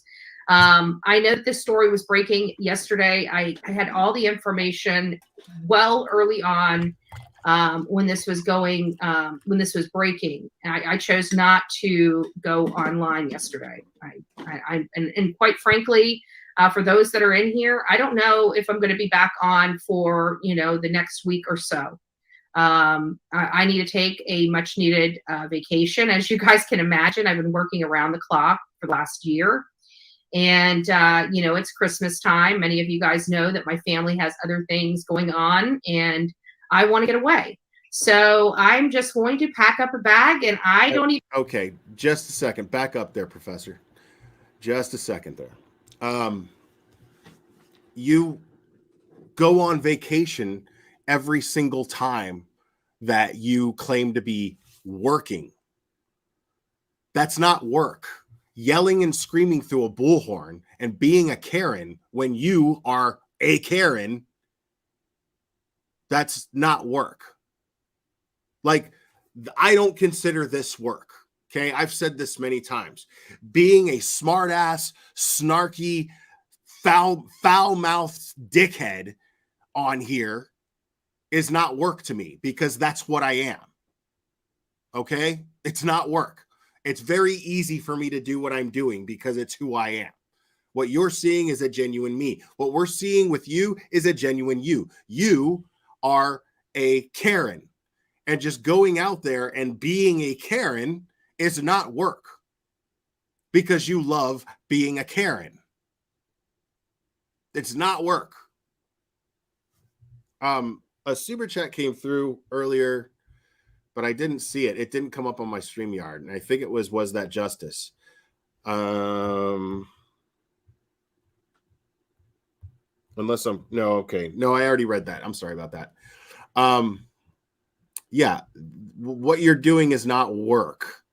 Okay? You go on vacation every single time. That's vacation. You're traveling and having a good time on your supporters' dollar. I don't even know where I'm going yet. So that's where I'm going. And I may or may not go live while I'm on this vacation, this Christmas vacation, which again, I feel like I've earned. I've worked my tail off. So you guys may see me here and there. You may not. But I've just kind of made the decision that I need to pull the trigger and do something because sitting around this Christmas holiday is definitely not something that's on my wish list. All right. So anyways, I just thought I'd throw that out there. I probably will be live tomorrow, but after tomorrow, I'm probably done. I'm done for another week. I'm actually considering buying a burner phone and leaving the cell phone here at the house. That's how serious I am about unplugging.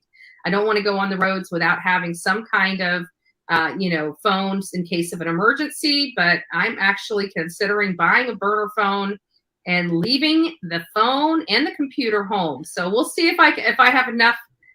What are you plotting a murder? The fuck do you need a burner phone for?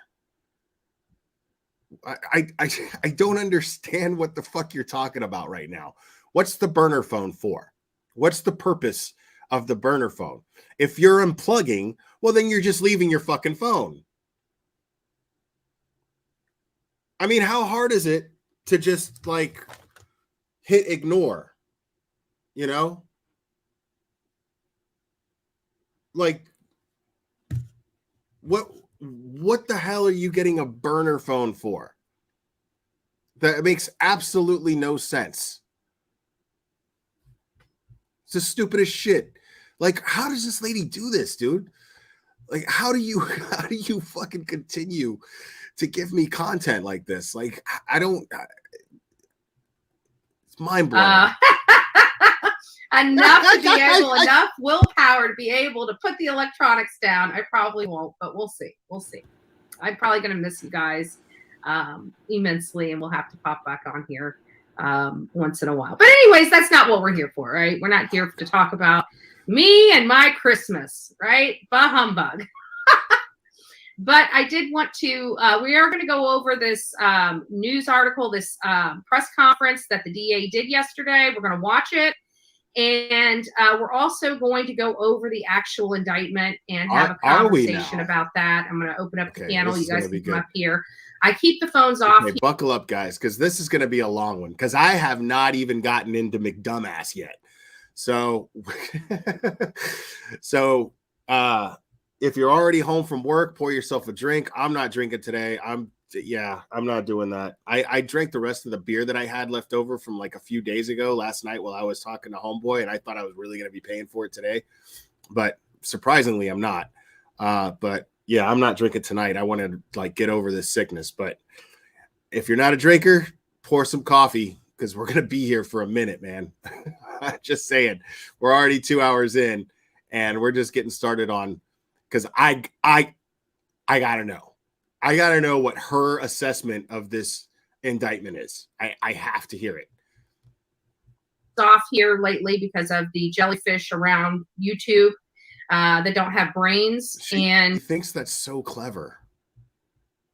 The jellyfish around YouTube. Jellyfish around YouTube. You know, they like to, they see a number and they like to dial it. So I have a little more control with people on panel, because a lot of the people that cause problems here are already banned from StreamYard. So it makes it harder for them to come on here and without, you know, whatever. So long story short, we like the panel. I use it like a phone system. I don't really put you guys up on the screen because I know there's a lot of shy people out there, and I prefer just having you guys give your perspective than actually debut on Bullhorn Betty channel, which I know many of you guys don't want to do. So we will keep the panel up, but it will only be my face. And you guys can talk about how this makes you feel. I know that a lot of people have a lot of mixed emotions about this. You know, a lot of people, they acted like Dolly and I, had no clue what we were doing and what we were talking about, that we did not have this information. We did. Our biggest concern was them leaving Quentin out there in that landfill where they couldn't make this case, because we knew the kind of woman Leilani was. We knew that literally. And if you guys remember, I mean, I can show you, I went weeks without doing or saying anything, just reporting outside of that house. Weeks.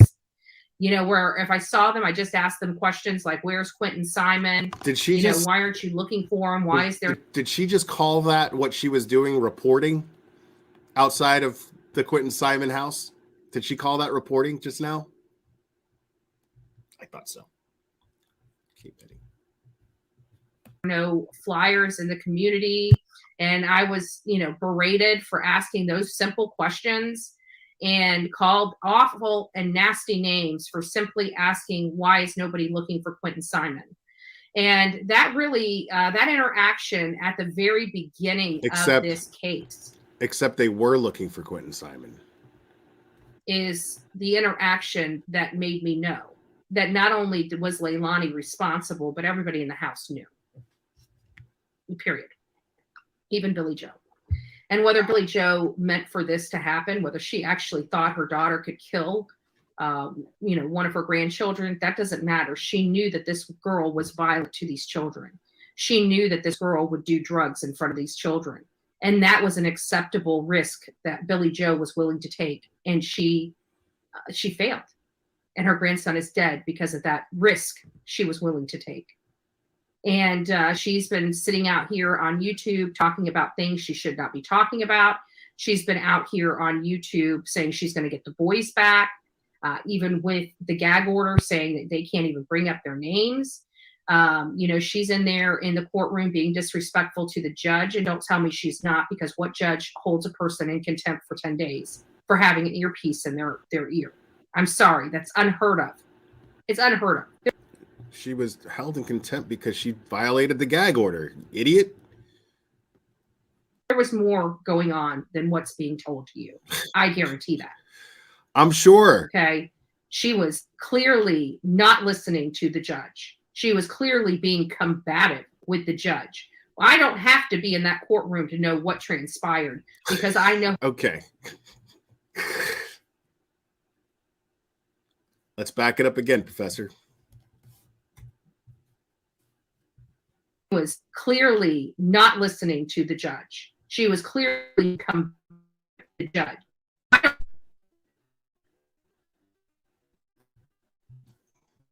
I guarantee that. Okay. She was clearly not listening to the judge. Clearly. She was clearly being combative with the Clearly, judge. no. I don't have to be in that courtroom to know what transpired because I know how judges act. And judges, you get contempt, you usually get a fee, a fine. They are putting Billy Joe in jail for. She was clearly not listening to the judge. She was clearly being combative with the judge. I don't have to be in that courtroom to know what transpired.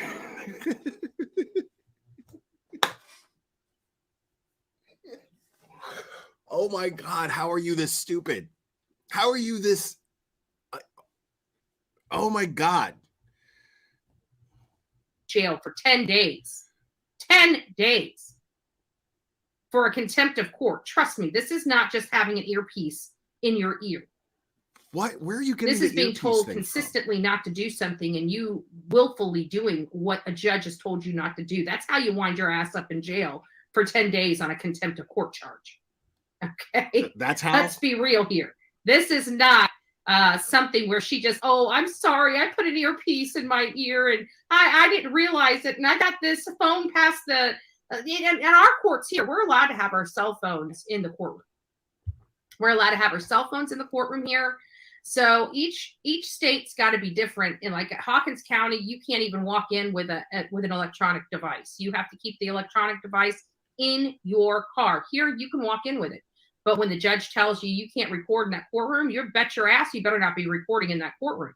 That's a good way to get yourself contempt of court charge. Who's recording in the courtroom? Right? And 10 days behind the slammer, right? Who's recording? So there's, I just really believe that there is a lot more going on with that whole thing of Billy Joe being in jail than what people are telling you. Because I'm sorry, of all people, I've been in courtrooms. I've prepared cases. I've prepared for trial for the attorneys that I've worked for. I have done that. No, you haven't. And I've worked with a lot of judges and have promoted a lot of judges by way of advocating for them when they're trying to become judges. Right? You say this shit every time you go live, yet your actions are that of someone who hasn't even watched a TV show where there was a court sequence in it.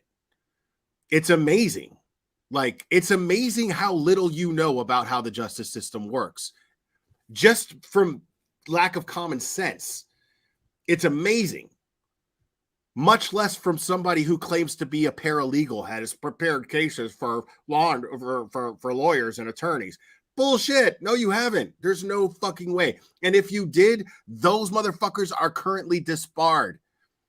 I would bet my JLR foreskin on it. That was discarded when I was born, by the way. But I would absolutely bet. I would bet my penis on if anybody had you handling their shit for them, that they had a spectacularly non-illustrious career. Guaranteed. Spectacularly just failed at law. There's just no fucking way that anybody would put their career in your hands. I don't see it. I just can't. There's no fucking way. Yeah. If Betty handled cases for these people and those people are successful lawyers, I'll get a sex change. Totally. I'll be a post-op trans woman. Absolutely 100%. Easily. That's how sure I am that she is absolutely 150% full of shit. Right? Going and door knocking for these individuals to get them elected to be judges of our county. So I know a lot of judges here in Manatee County, and I can tell you they don't just throw people in jail for contempt of court. And if it's a minor contempt of court charge, they usually I forgot to read this. Thank you, Calamity Jade. Didn't she oops and leave her phone in her bra in Tennessee and threaten to play it? Oh yeah. Yeah, her and MGL did the most heinous shit with their phones. I mean, this woman is just unbelievable. Like, the lack of self-awareness is just mind-blowing, dude. Usually, just blow it off. But, in normal contempt, you get a fine. So you're in contempt, you get a $500,000 fine, you pay your fine, you leave. This is one of those things where there is no fine. She's in jail for 10 days. This is not. Or she was ordered to pay the fine and couldn't, and then ended up in jail. Maybe. I mean, I don't know. And the truth is it doesn't fucking matter. It doesn't matter. Like, at this point, there is no connection between Billy Joe going to jail for 10 days and Leilani's charges. There is absolutely no connection between the two.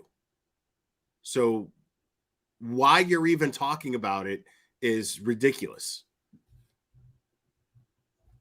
Not somebody that just accidentally wore an earbud into court. Judges don't do that. Okay, this is something more significant for a judge to throw somebody in jail for contempt of court, and not only that, but give them zero bond for 10 days.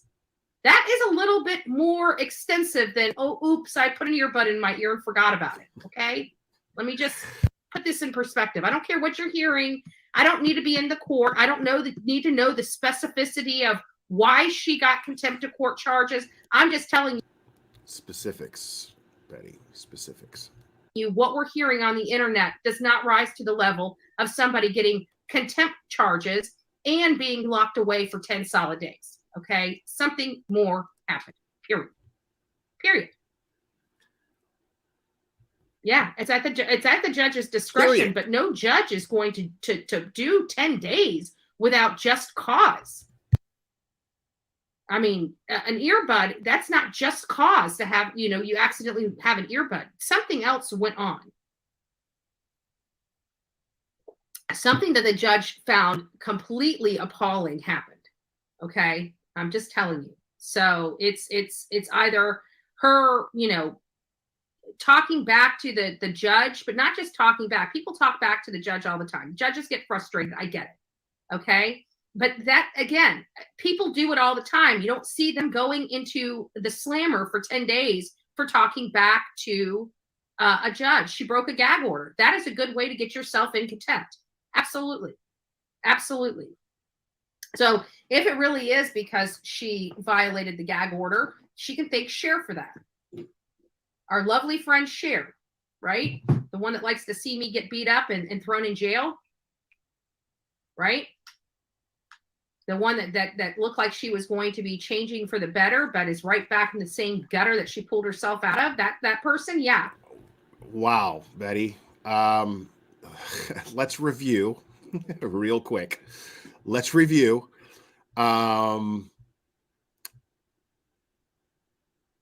Where are you getting beat up? Like, what is where's the footage of you getting beat up that Cher is like pleasuring herself to? What are you talking about? Where's this footage? A. B. You're over here now talking about what that Cher isn't taking any accountability and her bettering herself. She's going right back to her old habits. Betty, you blew off your own live stream today because you overslept. You woke up with your ass covered in chocolate. Your words, your ass covered in chocolate with batteries next to you. And you're talking about someone else going and jumping back into their old ways. What the fuck are you talking about?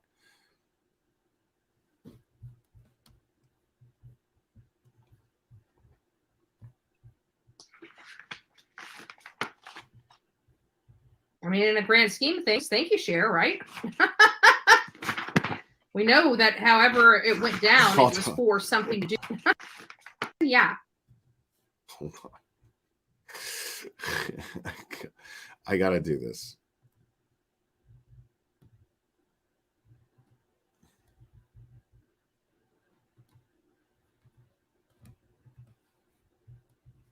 Okay, wait.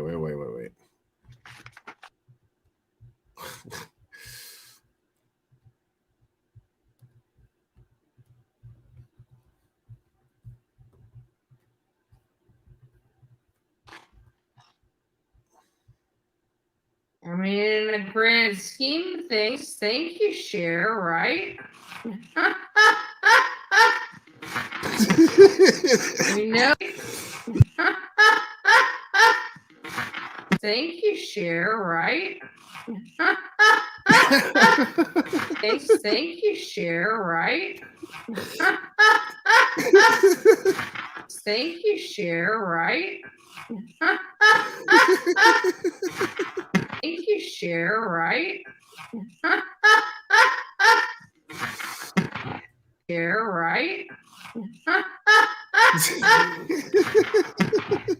We know that however it went down, it was for something to do with social media. Because this lady doesn't quite get it. She's too busy smoking her crack pipe to see the bigger picture. All right. Thank you, Cher, right? Thank you, Cher, right? Like, where's your smile when you laugh? What is, like, she didn't even crack a grin. That was the weirdest shit I ever saw. All right. So enough with me. Let's get on with it.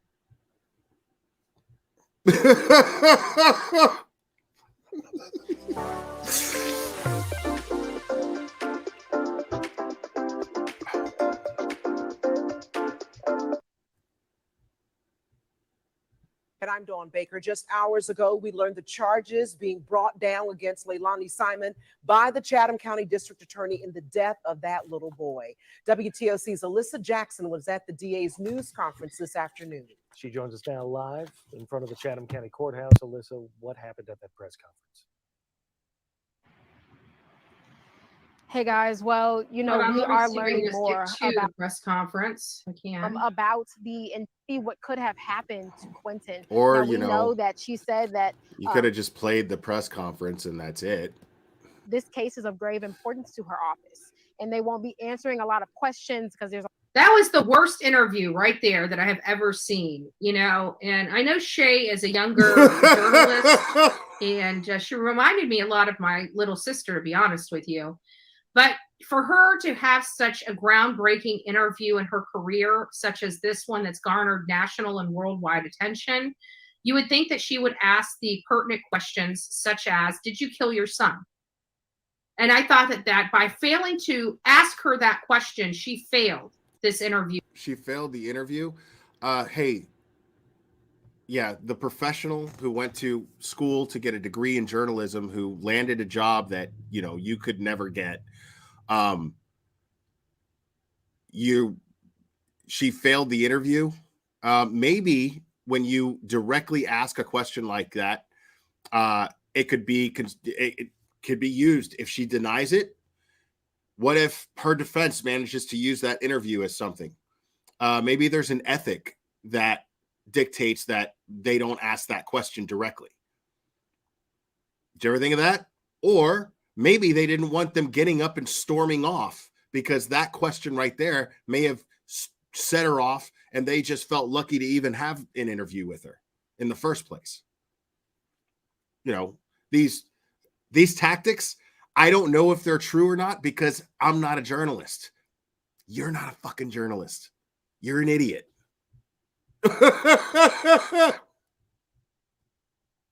Interview in its entirety. That's how I feel.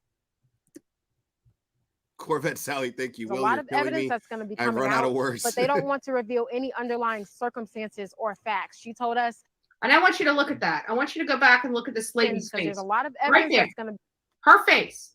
Her face. Everybody out there, you know, you either love the work we did or you didn't love the work we did. The bottom line is we tried to express to our audience that this girl here, I targeted Quinton Simon, targeted him. We tried to tell our audience that she abused that child. Asshole. We already knew that. Law enforcement already knew it. Like, what are you talking about? You didn't reveal anything. All you did was just make a complete and utter ass of yourself.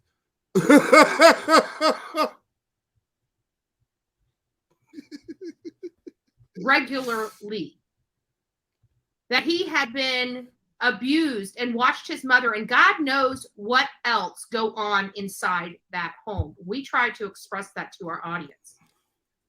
Everybody under the sun wanted to believe in the good of this girl right here. No, they didn't. I'm sorry. These two ladies are evil. These two ladies that you see. Idiot. Nobody did. What are you talking about? Nobody did. Everybody saw right through her ass. This is one of the few cases that was just like, dude. This is one of those few cases where it's just like, I don't know. No, it wasn't. I don't know. It's just like, dude, these people fucking suck. Like, I don't know. Now, there was a point where I was just like, I don't know if she actually did something, but it like came down to like her and the boyfriend. You know what I mean? Everybody was like, dude, like she at least knows what happened.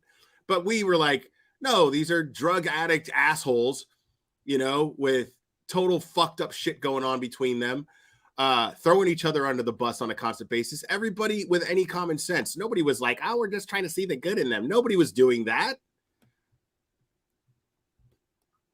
Like, Betty, I'm telling you, you got to figure out what you know.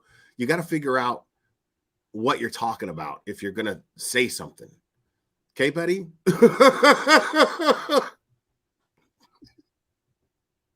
You see on your screen right now are pure evil. Pure evil. The one on your left, Grandma, Billy Joe, Hal, Billy Jaw, Billy Jawbone, as Dolly Vision would like to call her, has raised 2 murderers. And I guarantee Paul helped clean up somehow. I really do believe that. Wow. If you guys are just tuning in, we have almost 1,000 people in the chat right now. No evidence to dictate that at all. Please consider going out and giving me a like. If you guys have not noticed, we are streaming to this morning on Twitter as well as Twitch. So if you guys have accounts on either Twitter or Twitch, please consider going and subbing up to Bullhorn Betty. We do go through these cases. We put boots on the ground. You make me twitch. And in both of the cases that we are going to be covering today, which is Leilani Simon, Quinton Simon's case, and the Idaho 4, Bullhorn Betty has been at both of these locations physically and personally to find out the information about these cases so you guys have the most up-to-date information available to the public. We worked our rear ends off on this case. Again, this woman here, we knew what she had done to that child. We knew. I didn't know if she beat him, suffocated him, or he drowned, but I knew it was something bad. And I knew right off the rip right there, that it wasn't drowning. Okay, if you read the indictment, like you're claiming like you know everything about this case, It was neither of those things. It was neither one. Drowning or suffocation. It was neither of those things. We knew it was one of them. No, it was neither of them. People started bringing up this whole drowning theory. You know, early on, like the middle of October, we started hearing about the potential of this child drowning. And I kept saying, because they're like, well, the child's been in the pool many times unattended. Yeah, and that child survived being in the pool many times unattended. Why this day would this child all of a sudden drown? I mean, that's the way I look at things. I may not look at things the right way all the time, but that's how I look at things. You're right. This child has been in this You never look at things the right way. pool 1,000 times unattended. And 1,000 times that child's come out of that pool unharmed. So why this day? So I didn't believe the whole drowning theory. I didn't believe the whole drowning theory because she's had this child for 20 months. This child has not drowned in the pool or the tub so far, right? But we did hear about her violence toward this child. And so it did make the link that this woman here harmed so wait. Wait a second. So your basis for not believing the drowning theory is because all this time the child has never drowned? Really? That's so there has to be a previous drowning for you to believe that there was this drowning. That's how that works. Awesome.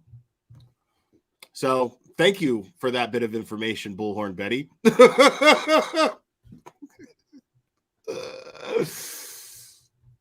This child so much so that this child lost his life. And that is what we are finding out today.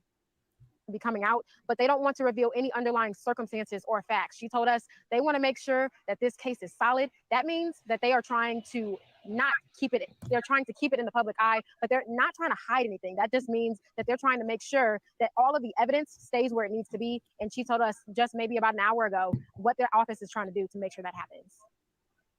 Not revealing this evidence also ensures that the criminal proceeding remain fair, just, untainted, and that this case is not tried in the court of public opinion.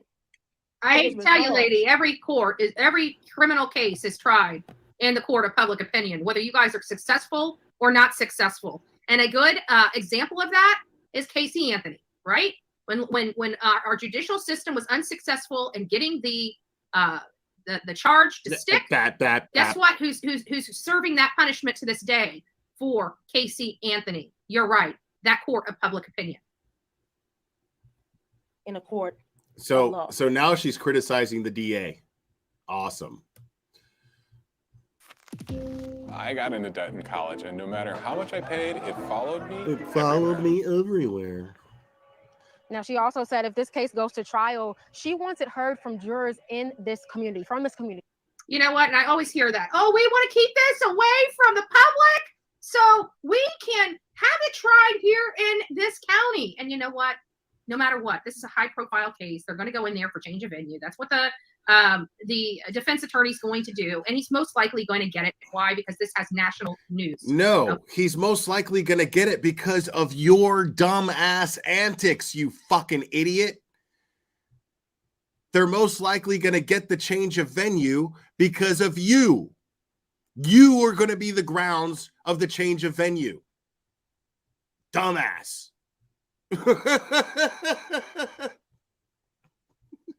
Okay, so this idea that they're doing this because of some way to keep this in their community, I'm very doubtful, but we'll see, right? We'll see. This will be playing out in the public eye here in the near future, and they can only keep the information away from us for so long. That's all there is to it. You know, Chatham County is, in my opinion, this is the reason why we have public hearings is because it is required for the public to be knowledgeable of the crimes that we're paying to put people away to jail for, right? They can't just keep this away from us and have a covert criminal proceeding without the public being involved. It's against the law. So we know. Who the fuck is talking about a covert criminal proceeding? What are you talking about? That this case is going to come out. They're playing word salad with the public, in my opinion. Oh, God. Yes, there is an ongoing investigation. And while that investigation is ongoing, they need to keep the integrity of that investigation. But how long are they going to drag this investigation out just to keep it out of the public eye? And that's the problem I'm having with Chatham County. The skirting of the law that is consistent throughout the county. The skirting of the law. Consistent throughout the county. That's not how we run counties, is by skirting the law and using loopholes. Skirting the law. They're not using loopholes. They're doing everything. So let's go over to the indictment to a aspect T of this. Where is the by the book? Good question. That's what they're doing. Everything is totally like textbook due process right now. What they're doing. Out because I got to back all this stuff out and share my screen again because I've got to figure out a new system. Oh, God. Okay, so here is, let me pull it up. Sorry, I didn't attach it yet. There we go. So here is the indictment here, okay? And then we're just going to go through it. The malice murder charge in the name of, in behalf of the citizens of Georgia, the state of Georgia, charge and accuse Leilani Marie Simon with the offense of malice murder for that said Leilani Simon in the county of Chatham in the state of Georgia on or before the 5th day of October 2022 did unlawfully with malice afterthought caused the death of her son, Quinton Simon, a human being, in the manner unknown to the grand jury at this time, contrary to the laws of the state of Georgia, the good order and peace and dignity thereof. So they're saying that she killed this, the manner of which is unknown at this time. Felony murder, count 2. And the jurors aforesaid, in the name of and on behalf of the citizens of the state of Georgia, further charge and accuse Leilani Marie Simon with the offense of felony murder. For that, the said Leilani Marie Simon in the county of Chatham in the state of Georgia, or about the 5th day of October 2022, did commit the offense of aggravated assault in violation of OCGA 16-5-21, a felony, in that the accused did make an assault upon the person of her son, Quinton Simon, with an object that was used offensively against a person that did result in serious bodily injury, the nature of the object being unknown to the grand jury at this time, and the accused did, in the commission of this offense, cause Quinton's death, contrary to the laws of the state of Georgia, the good order, peace, and dignity thereof. Felony murder. So she's got a second count of felony murder. So this is count 3 in total. The jurors aforesaid in the name of and on behalf of the citizens of the state of Georgia further charge Leilani Marie Simon with the offense of felony murder. For that said, Leilani Simon in the Chatham county of Chatham in state of Georgia on or about the 5th day of October 2022 did commit the offense of cruelty to a child in the first degree, a violation. So she's got, abuse and now cruelty to a child. And that's based off OCGA 16-5-70, which did result in the death of her son. Count 4 is concealing the death of another, obviously concealing the death that she caused of her son, throwing him away like garbage. And then she's got 1, 2, 3, 4, 5, 6, 7, 8, 9, 10, 11, 12. Sinner 1977, thank you. Your girlfriend just asked you, is this broad recovering from a head injury? She's been recovering for ever. But she inflicts head injuries, people. She doesn't obtain them, just so you know. 13, 14, 15, and 15 charges of making false statements to law enforcement. The first one was knowingly and willingly falsely reporting a crime to the Chatham County Police Department. So I think that was the, yes, this was related to the abduction of an unknown intruder. So that is count 5. Count 6, let's see here, is having admitted that she left her home. So it says, in the manner with jurisdiction of Chatham County, a department of the government of this county to investigate by having admitted that she had left her home in the late night hours of October 4th to meet her drug dealer, falsely stating the purpose of her meeting was to pay existing drug debts. So she lied to them about why she left the home. That was one time as to why she left the home. She also further made statements falsely stating that the only controlled substance that she utilized was regularly was marijuana. We know that she utilized a lot harsher drugs than that. So she lied to them and made a false statement about that. So she's getting. I hate when people try to sound smart and say utilize instead of use, because utilize is not the proper terminology when it comes to abusing drugs. You say you use drugs. You utilize a tractor. You utilize a shovel to dig a hole. Use can be used for that, or utilized. But you don't say utilized drugs. Nobody says utilize drugs. This is just her trying to sound smart, and she's not. She's getting charged with failing to or lying to the law enforcement about the drugs she's using. Count 8. She made false statements. How many what controlled substance she had used in the past 24 hour. She basically stated the only thing she used was marijuana. We know that that is untrue.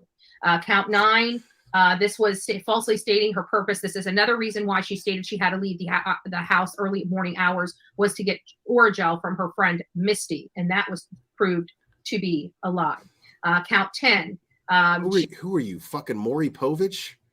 She also, again, this is the third statement she made related to why she had to leave and go to Azalea Trailer Park, and they found that statement to also be a lie. Count 11 was that she admitted leaving so this is another one. She was, so they're hitting her with several different charges for several of the stories that she told. This is back to the drug dealer for count 11, basically stating that she left her home to meet her drug dealer, stating the purpose of meeting was to pay the existing drug debt. So they've already stated that earlier in another count. I don't know if that was an accidental duplicate or if there was some language in there that was slightly altered in that particular count. Now, I made the same mistake, but I soon put together earlier in this live stream. I made the same mistake that she's making. Like, are they just like, for whatever reason? But easily, I mean, pretty soon I put together that these are just different occasions to where she lied. Even in the same interview, if she lied, if they caught her on the same lie, and she stated that lie twice, she can be charged for each time that she lied. That's what these are. And she hasn't put that together yet, but she might. I mean, I did.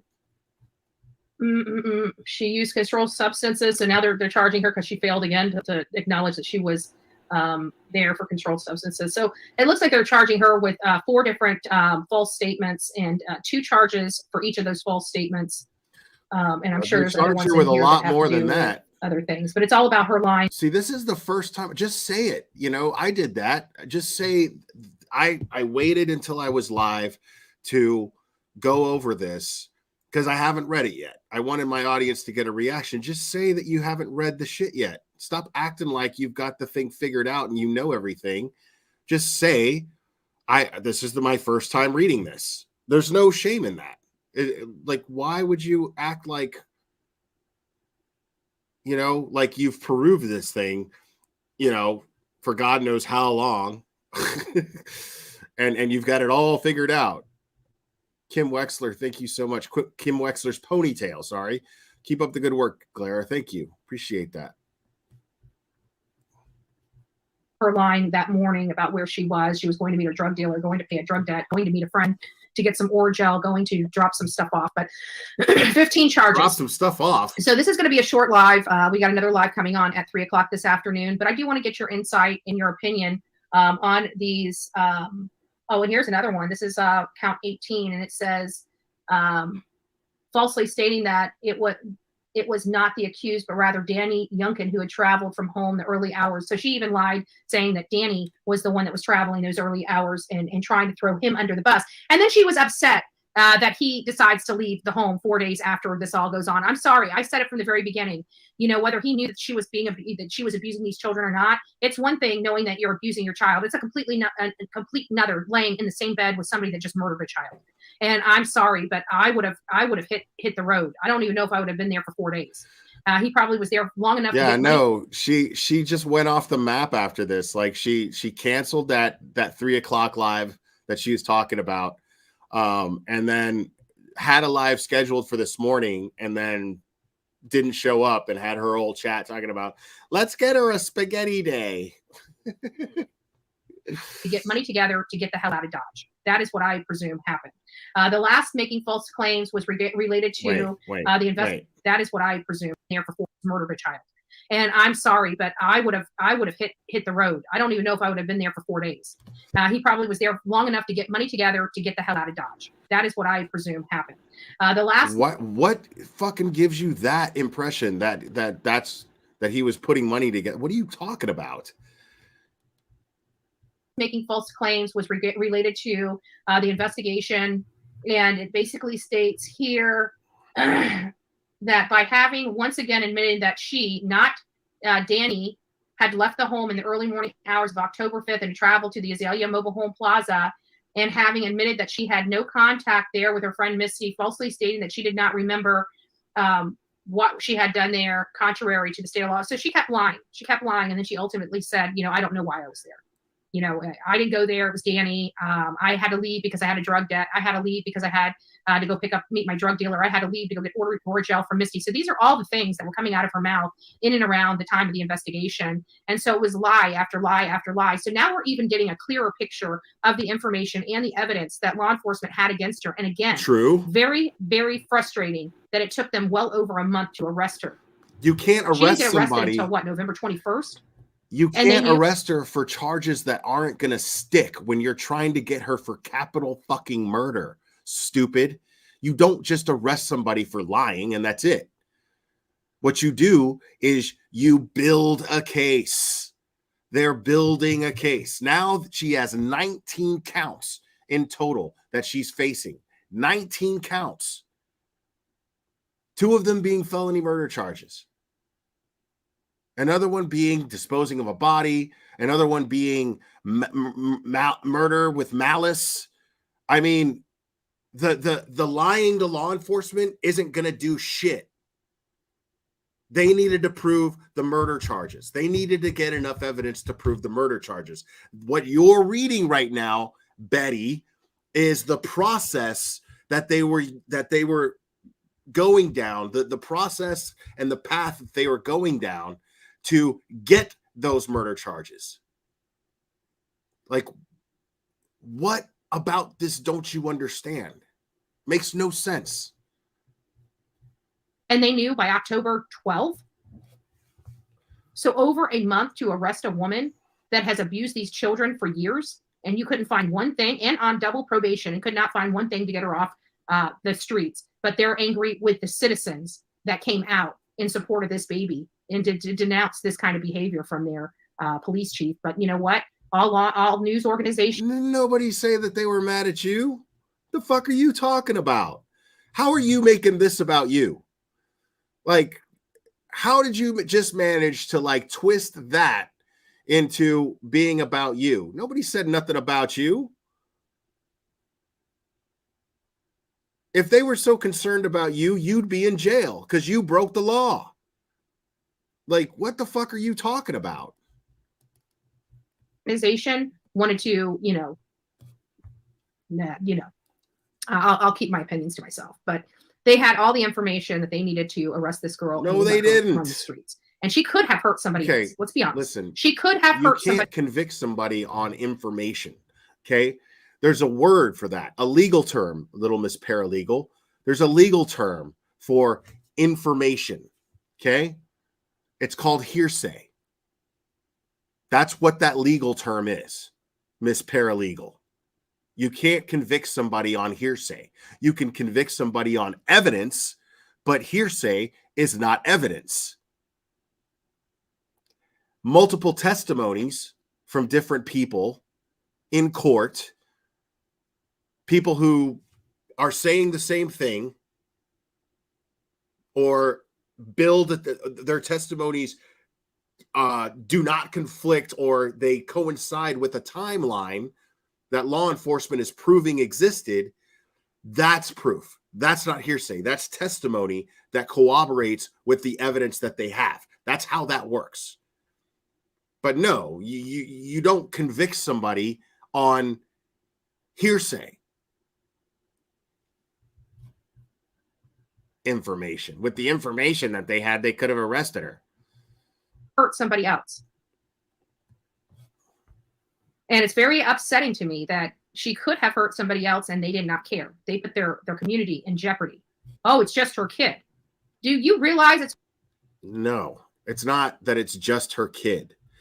It's the fact that all of the evidence that they collected dictated to them that she was only a danger to children, in which those children that were in her care were taken from that environment.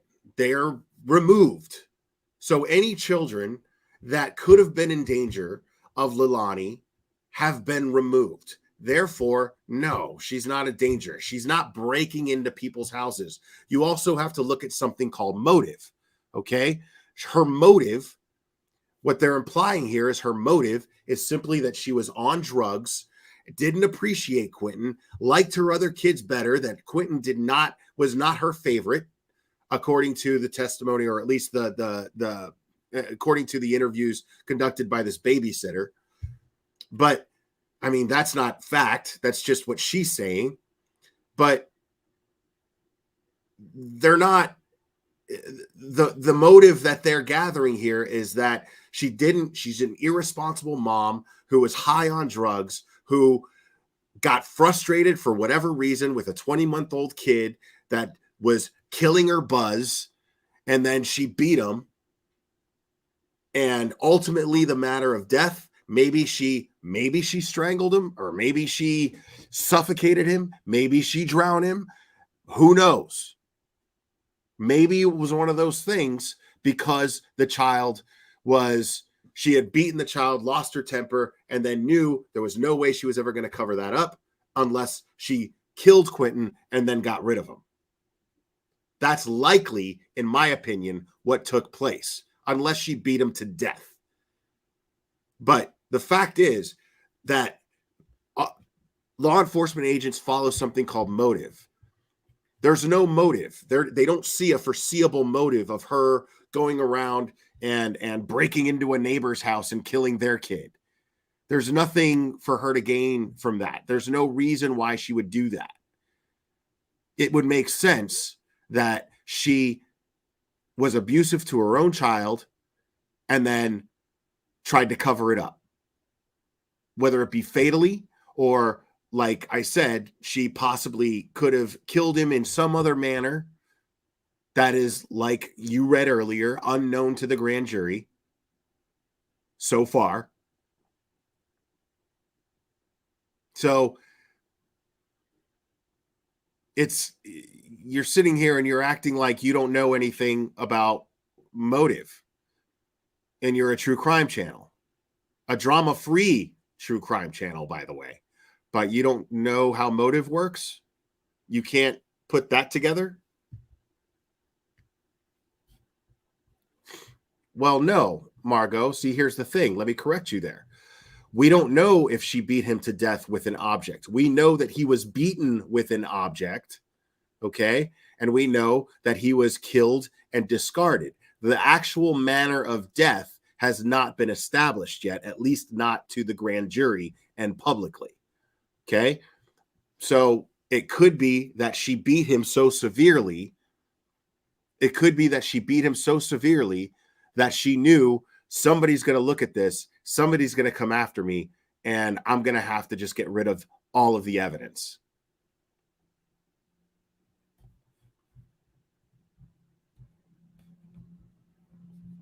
Realize it's harder to kill your own kid than somebody else's? Like, you don't have the love for somebody else's child like you should have for your own. So stupid. I just don't get it. But there you go. Very good day today. You know, we're happy that Leilani, not just Leilani, but Billy Joe, both of them are behind bars today, guys. Both of them are literally sitting in jail cells right now. It's a good day. It is a good day. Today is a good day. The Thursday, right before Christmas, is a good day. Now, we hear Billy Joe will be out in time for Christmas, which I find appalling. I wish she was behind bars for Christmas. But I'm a woman that takes a win when you get a win. And at the end of the day, Billy Joe is behind bars. Leilani is behind bars. And Quentin is out of that landfill. See, You can't get any better news. There's nothing as far as what she's concerned with having to do with justice. Everything with her is spite. Like, a win is a win. As long as they're in jail, I don't care what for, they're in jail. Like, she has no concept of justice at all. None at all. News than that. And even if she doesn't, she's not charged, even if she's not convicted of contempt of court, it's still a win. She still had to sit her ass in jail. She still had to be sober That's in a her win. thoughts Okay. and in her life. Now, let me get this straight. Now, would it be a win? Would it be a win if they just charged Leilani with lying to police officers? And that's it? Would that be a win, Betty? Like, as long as they, 10 days in jail, I'm cool with that. What? You're sitting here, you're accusing this woman of child abuse. You've sat there, you've accused her of plotting a murder, you've accused her of helping cover it up, you've accused her of all these crazy things that there's no evidence of. And I'm not defending Billy Joe. I'm just saying the facts matter here. And you're sitting here and you're talking about, well, a win's a win. So, 10 days in jail, I'll take it. She apparently abused this child and plotted a murder and has been in cahoots with her daughter this whole time and blah, blah, blah, helped cover it up. But you know what? 10 days in jail, I'll take it. Really? Really? Like, you're telling everybody all we need to know about you. BHB needs to understand. Thank you. Was that justice, by the way? BHB needs to understand that not all states have the same laws as Florida. As a longtime former resident of Florida, I believe that Florida gives the public and media more info on crime cases. She has no clue. She absolutely has no clue. Was that justice? You're absolutely right.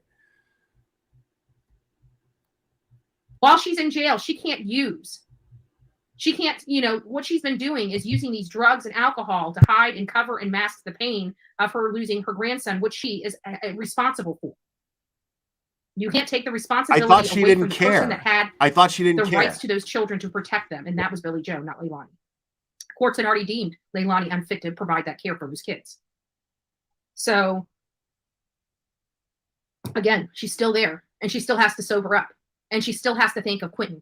And she still has to think of her murderous son. And she still has to think of her murderous daughter. And she still has to think of how many ways from here to Sunday, she has screwed everybody's life up in her household. How she has failed as a mother. How she has failed as a grandmother. How she has failed as a human being on this planet. How she has failed is what she gets to listen to in and out of her brain. You can't stop that because I can tell you can only play cards at those tables for so long. And I can guarantee you anybody in there that cares for their child and would love for somebody to take care of their child is in there. The irony of everything that she's saying right here is that's not going to happen.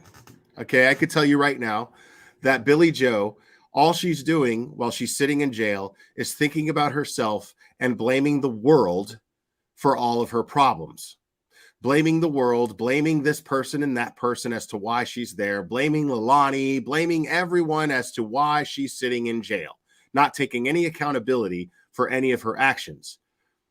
And the irony of that is Betty is sitting here, somebody who has never taken any accountability for her actions at all whatsoever, is now sitting there assuming that the person who she has targeted, more than Leilani, by the way, targeted and pushing for her to be arrested and be thrown in jail. She's sitting here talking about somebody else taking accountability and assuming and actually giving her the benefit of the doubt that she is. But she's not. She's not. No more than you would, no more than you have every time that you've been arrested and gone to jail, Betty. Because every single time that you've been arrested and gone to jail, based on the things that you tell us on your channel, is that every time you were the victim of abuse. You were targeted by your abuser and the police and wrongfully charged because you were the victim. Like, This is one of those cases where you and Billy Joe are very much alike. The only difference is she has kids, you don't.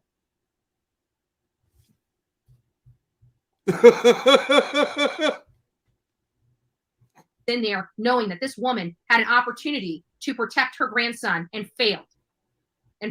So it doesn't really matter if she doesn't get charged with this contempt of court, if she's not she's not held accountable for this attempt of court. It wouldn't surprise me one bit. It really wouldn't, not with this county.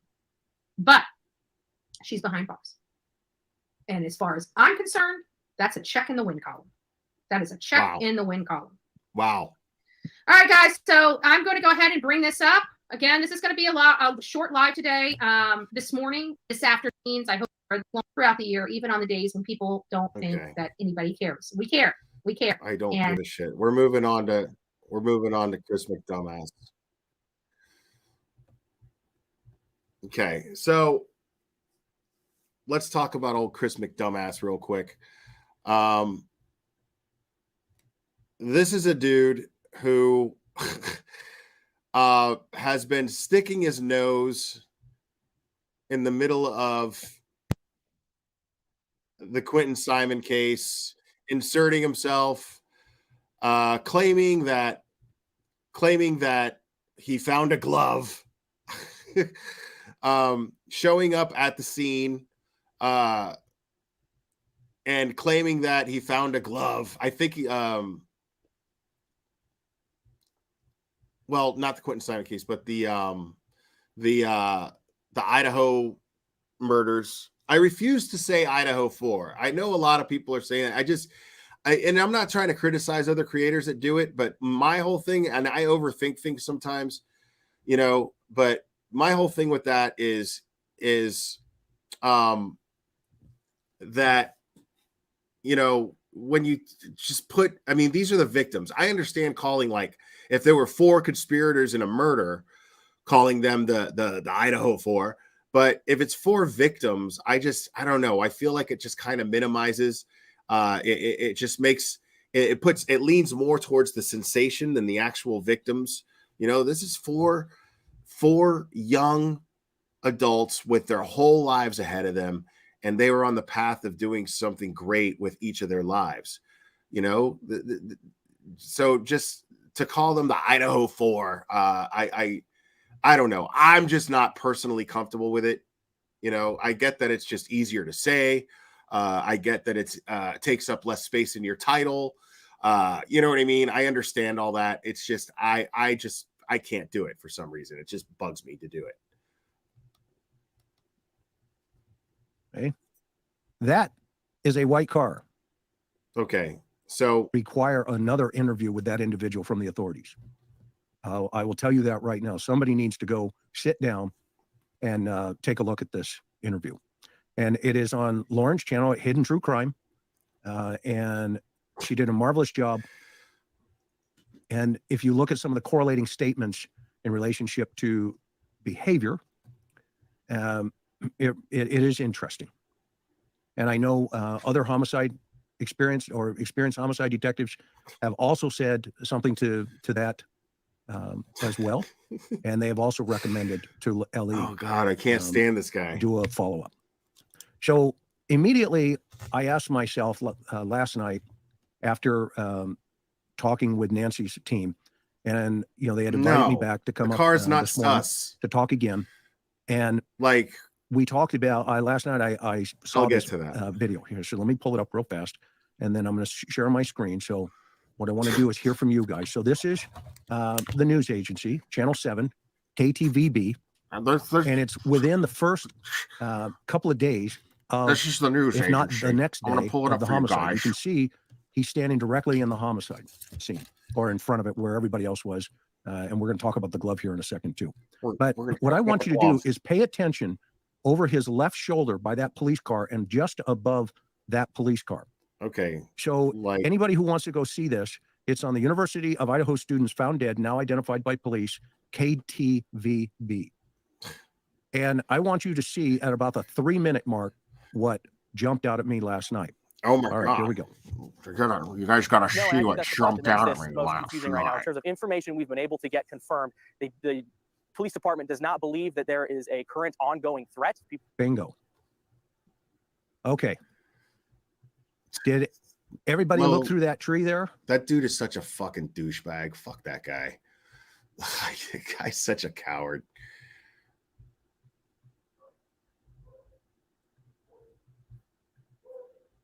Do you see what I was seeing?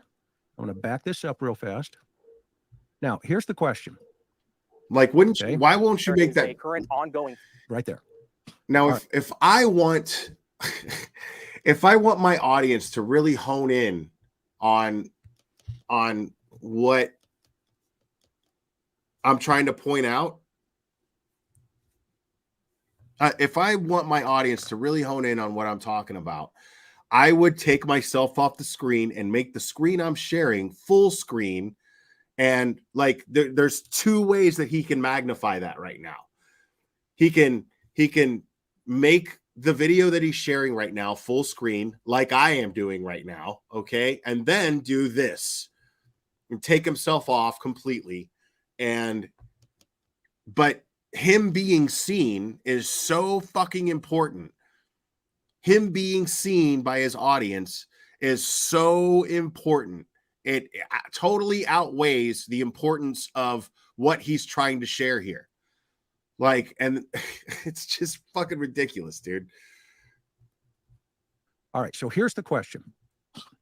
I saw that last night. You can see it now clearly through. Okay. So here's the question. Am I an absolute vain fucking douchebag?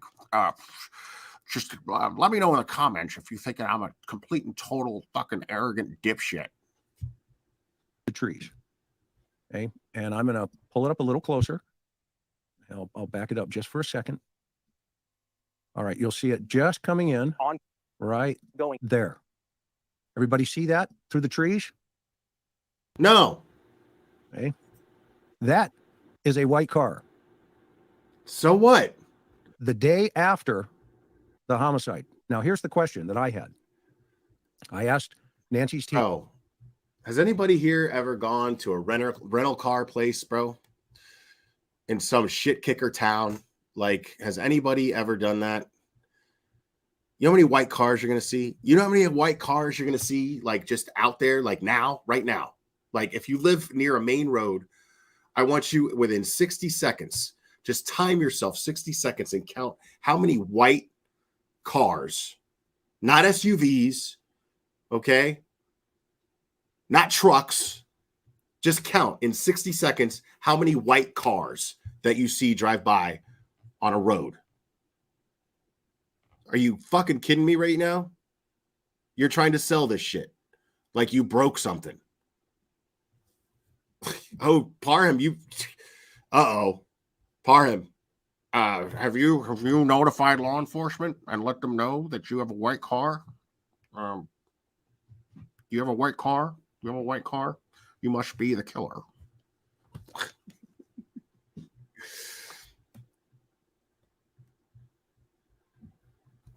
Nancy's team, can your, experts, which that's what they are, can they, kind of magnify this? I don't have that ability to do that. You do. I'm working during the day. Dude, there are two fucking ways that you could do that right now. Let me explain. Okay, this is how you're showing this right now. See that right there? Okay, now all you got to do is do this. Okay, buddy? Boom.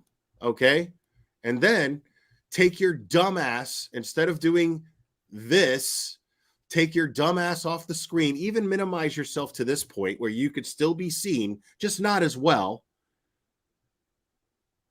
You can absolutely do that, Mr. fucking investigator. I don't have the ability. I don't have the technology to make it full screen. I saw it last night. I told the crew, and Nancy mentioned it this morning. But I don't know, with keeping in mind that eyewitness testimony sometimes is that really doesn't surprise me at all. It is definitely a white The car. fact that Nancy Grace has this dude on her fucking show doesn't shock me in the slightest bit.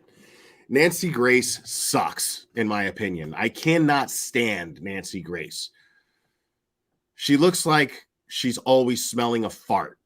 I cannot get that. I'm telling you, that is my summary of Nancy Grace. Like, and I just can't get past it. I feel like when Nancy Grace, so at some point, Nancy Grace was sitting there talking to people, and then she was like, wait a second, who farted? And then somebody smacked her on the back really hard, and then her face just stuck like this. Oh my God, I know that they're guilty. Look at them. Look at those people and the nerve of them telling me that they didn't have anything to do with the crime. Oh my God. Nancy Grace fucking sucks, bro. White car. It is definitely a sedan. I don't know, like you, if the witness had it correct. However, in the interview with Lauren, the neighbor brings up an Elantra. So 2 thoughts come to my mind.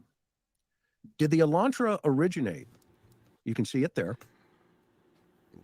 Let me see if I can make this bigger. Did the Elantra So originate? and it looks like a 4-door. The Elantra Can't originated in a fucking engineer's fucking lab or fucking workstation, a car designer's workstation at Hyundai. That's where the Elantra originated, bro. Can't tell for sure. And okay, I don't know if can you guys see my pointer? I don't think you can see my pointer. I'm sorry, Lori. Dude, you can't even see your own pointer. I don't have my glasses on either, but can you guys see that now up in the upper left-hand corner? Or excuse me, right-hand corner? That is I can't see a thing without my glasses. A white vehicle passing as this reporter was reporting. So let me go back into the story. How in the hell, dude? You know what's also crazy? You know what's really fucking crazy right now? I got to tell you. What's really crazy is that there's a white car right behind that reporter. Holy shit. There's a white car parked at the crime scene right now. And you're overlooking it. Because that white car, by the way, is more relevant, dickhead, than the white car that you supposedly saw drive by. But I found this really, really suspicious. I mean, this is so suspicious that there's a white car. There's a white car. That's very suspicious. What a tool.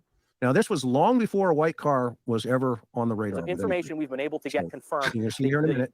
Police department does not believe that there is a current ongoing There it is. threat. Right there. Now, some of you have a lot more skill than me. Believe that there is a current ongoing. Bingo. To slow that down. I'm an experienced investigator with a YouTube channel, and some of you guys have more skill than me. Take us, a harder look at it. I'm sure folks will, take pictures of it and do whatever you need to do. That's what I love about YouTube. Lauren is a good example of it. You know what I love about YouTube? Josh is a good example of it. You want to know what I love about YouTube there, Chris? Is that I have the ability to actually slow down the video that I'm watching. Like this. I can actually do this and make you sound really drunk. Got people with integrity. They can slow things down and, they can, zoom in a little bit more and either put it in the circle or out of the circle. But here's where we have to be careful. Just like anything else. Just like anything else. And this is where I'm going to transition into the conversation about the glove. And I'm going to stop sharing with this. Well, I'll just my leave God. it up there for now. You know, the glove that day, you know, was on the other side of the tape. And that video, yeah, let me tell you where that. So you found a glove. Did he ever say like what kind of glove it was? Like, let's see, Corvette Sally. Thank you so much. I'm a dentist. He needs new false teeth. Where are you located, Corvette Sally? No, wait, don't tell me that because I don't want you doxxed. But you know, I want you to fix my teeth because you know.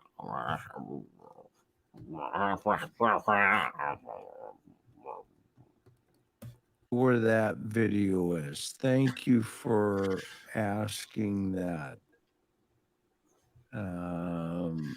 Sassy. Okay, that video is, hang on, let me exit that. Is KTVB. It is 1 month ago. Dude, like, yeah, I want to know more about this fucking glove because is it possible that maybe during all of this investigating that's been taking place here at the most high profile case in the country right now, possibly the world, the most high profile case that an investigator, one that's possibly very inexperienced because shit like this doesn't happen in this town very often at all.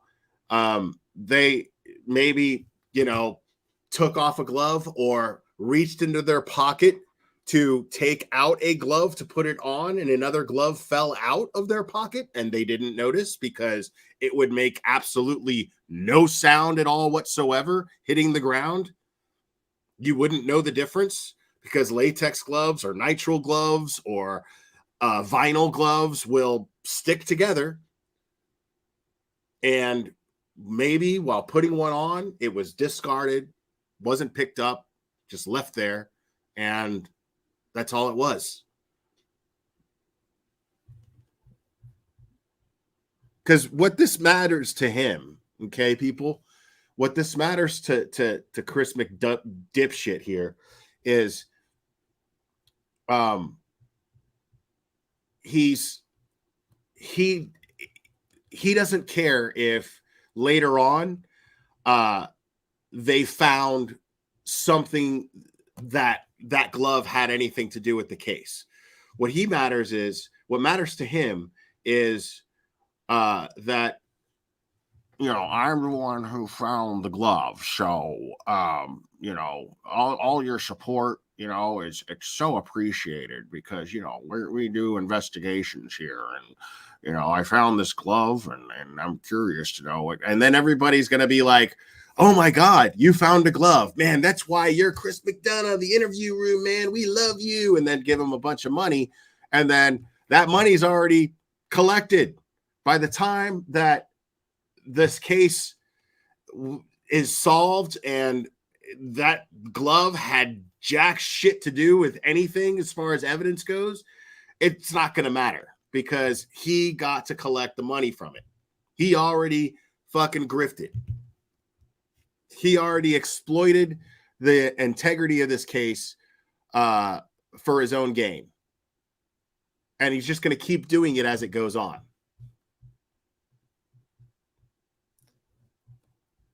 And it is the University of Idaho students found dead, now identified by police. So they had just been identified. So it's within a couple of days of the homicide. In fact, let me go look through their Too comment cold. section Too cold. She won't go back there. and see what the oldest comment. The oldest comment is 1 month ago. So what? Hey. Like, and dude, the oldest comment. This is fucking Mr. fucking investigator right here. He's like, let's do a little sleuthing here. We're gonna do a little sleuthing. So instead of actually looking at how old the video is, because like I'm looking at my own fucking video right here, and it says that this streamed 20 hours ago. But instead of looking at that simple thing that says it was streamed 20 hours ago, what I'm going to do is I'm going to look at the oldest comment. Let's look at the oldest comment. We have to look at the oldest comment. Yeah, no, we don't look at the thing that tells us exactly how old the video is. We're gonna do some investigations here, and we're gonna look at the oldest comment. Hold on, we're almost there. Wait. Oh no, not quite done yet. We're just gonna keep scrolling until we get to the oldest comment. Keep going. Oh.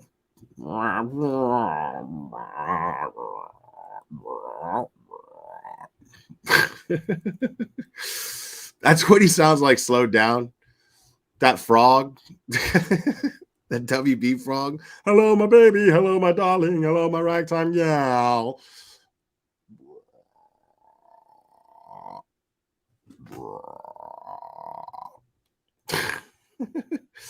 Okay, so the oldest comment here is 19 hours ago, guys.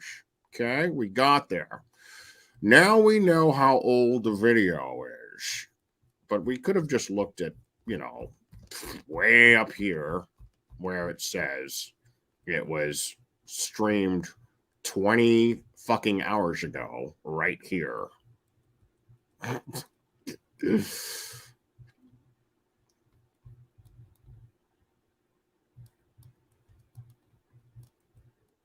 Anyway, so I started peeking around. I was looking for, I went back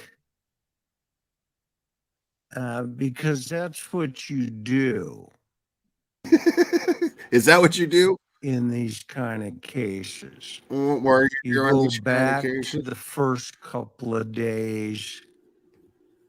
You go back to the, initial interviews. But what struck me, dude, was really interesting about the statement that Lauren had from the neighbor who heard what? What he believed to be potentially somebody yelling or screaming. Careful. Okay, now. Those are his words. They're not mine. His words, not mine. Absolute bullshit, because the screaming thing has been debunked. We all know about that. Like, sorry, Team Brittany. He totally went there. He totally went there. Let me just I'm gonna recuse myself from any responsibility here and just make it clear that the screaming is the neighbor's words and not mine. Okay? The screaming, crime with a K, the screaming.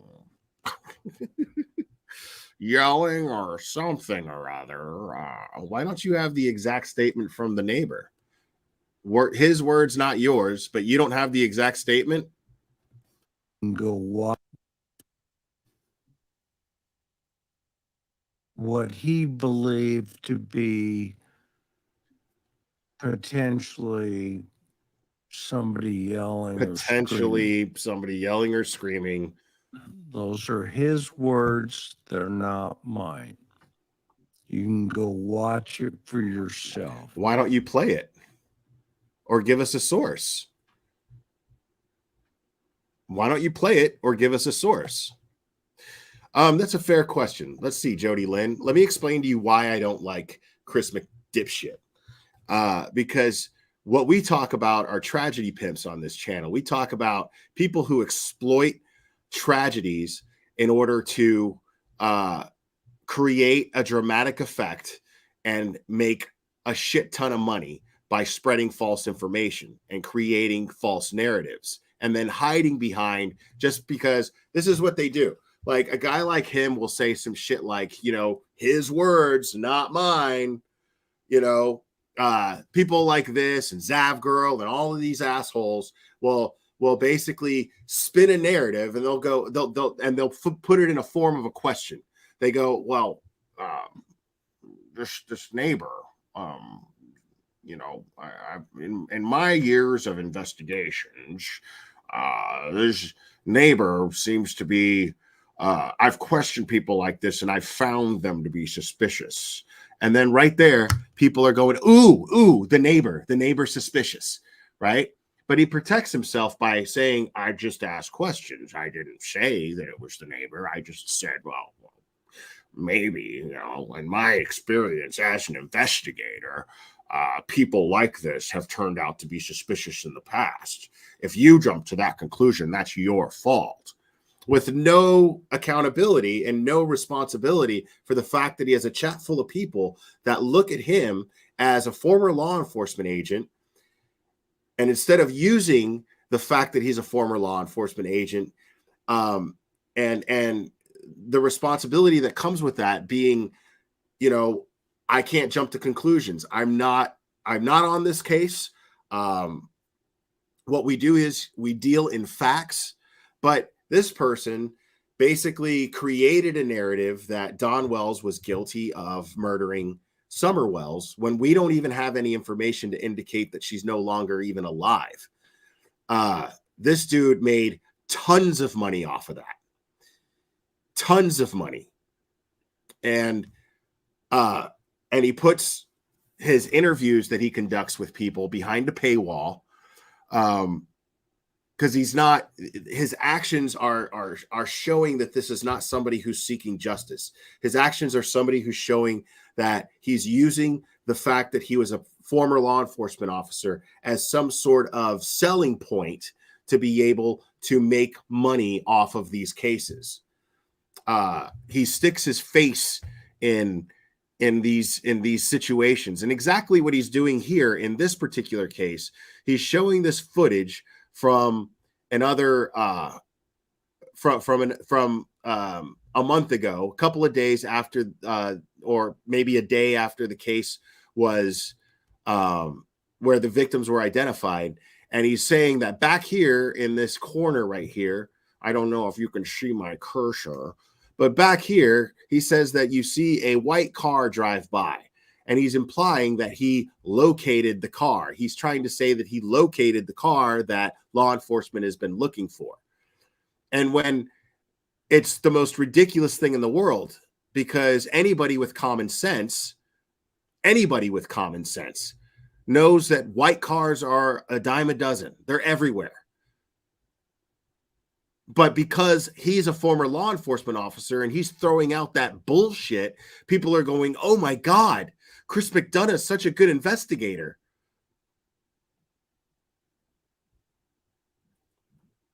Oh my God. If he says so, then he must have found the white car. That must be the white car, which is absolute bullshit. Because what good is that going to do? This is just him stroking himself off in front of his audience. Because let's think about that for a second. let's think about that for a second. You're welcome, Jody Lynn. Let's think about what good does that do? Okay. What are law enforcement officers going to go back in time? Are they going to be able to spot a license plate from that bullshit that he just pointed out? Is that going to be in any way, shape, or form helpful to this investigation? The only purpose of him pointing that out serves is him stroking himself off, basically masturbating his investigative skills and getting his audience to go, oh my God, Chris, you're the best. You're the best. When it does jack shit to the investigation.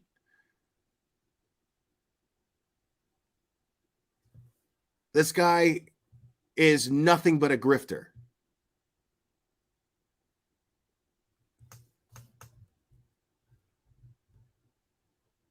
Like, this is the kind of shit this guy does. And he does it on a constant basis. And sorry if you love Nancy Grace. I know people that I get along with real well that love Nancy Grace. But, I mean, that's not going to change the fact that I know that Nancy Grace is one of the biggest tragedy pimps, if not the biggest tragedy pimp, if not queen tragedy pimp of all of them. Fuck Nancy Grace.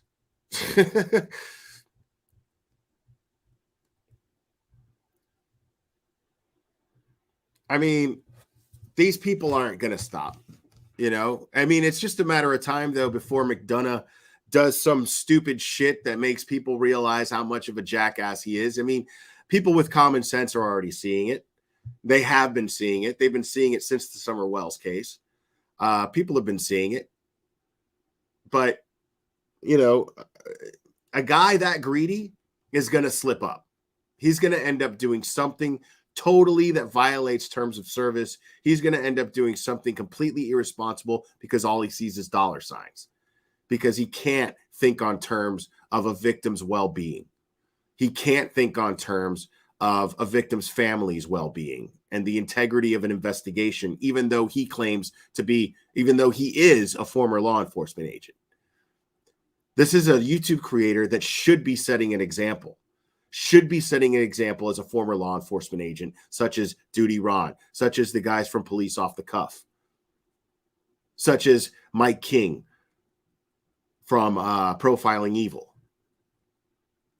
These are the examples of former law enforcement agents that we should be following on YouTube.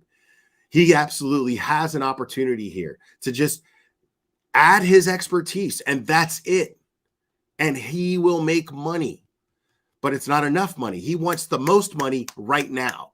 And he's willing to just throw out a bunch of word salad bullshit and create crazy little conspiracies and create crazy little fucking, ooh, did you see that bullshit? So he can make that money right then and there.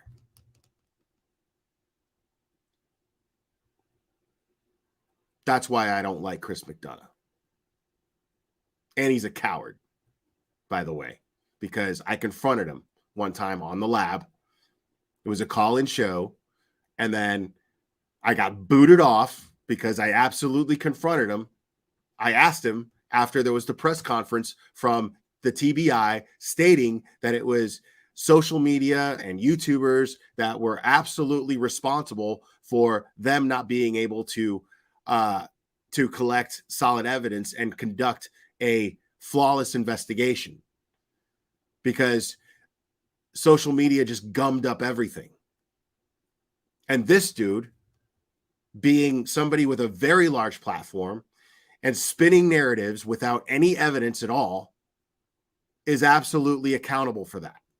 One of the most accountable, if not the most accountable, because he had the most views and he had the most views and he had the most subscribers.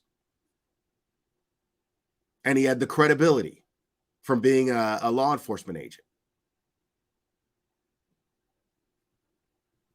But he hides behind that because people are like, well, just because, you know, the fact that he is a former law enforcement agent, well, then that makes it okay for him to speculate. And that makes it okay for him to spin narratives. No, it doesn't, because there's still an open investigation that the integrity of remains to be maintained.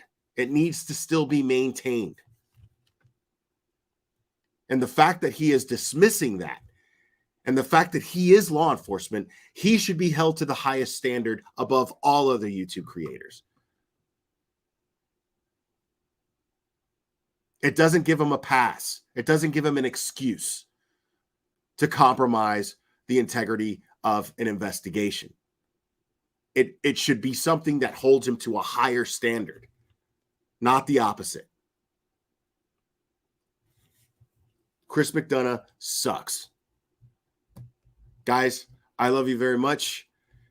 I'm going to wrap this up. Thank you guys for all your help. Thank you guys for all your support. Please hit the like. And if you're not subscribed, make sure you subscribe. And we will do this again very soon, my friends.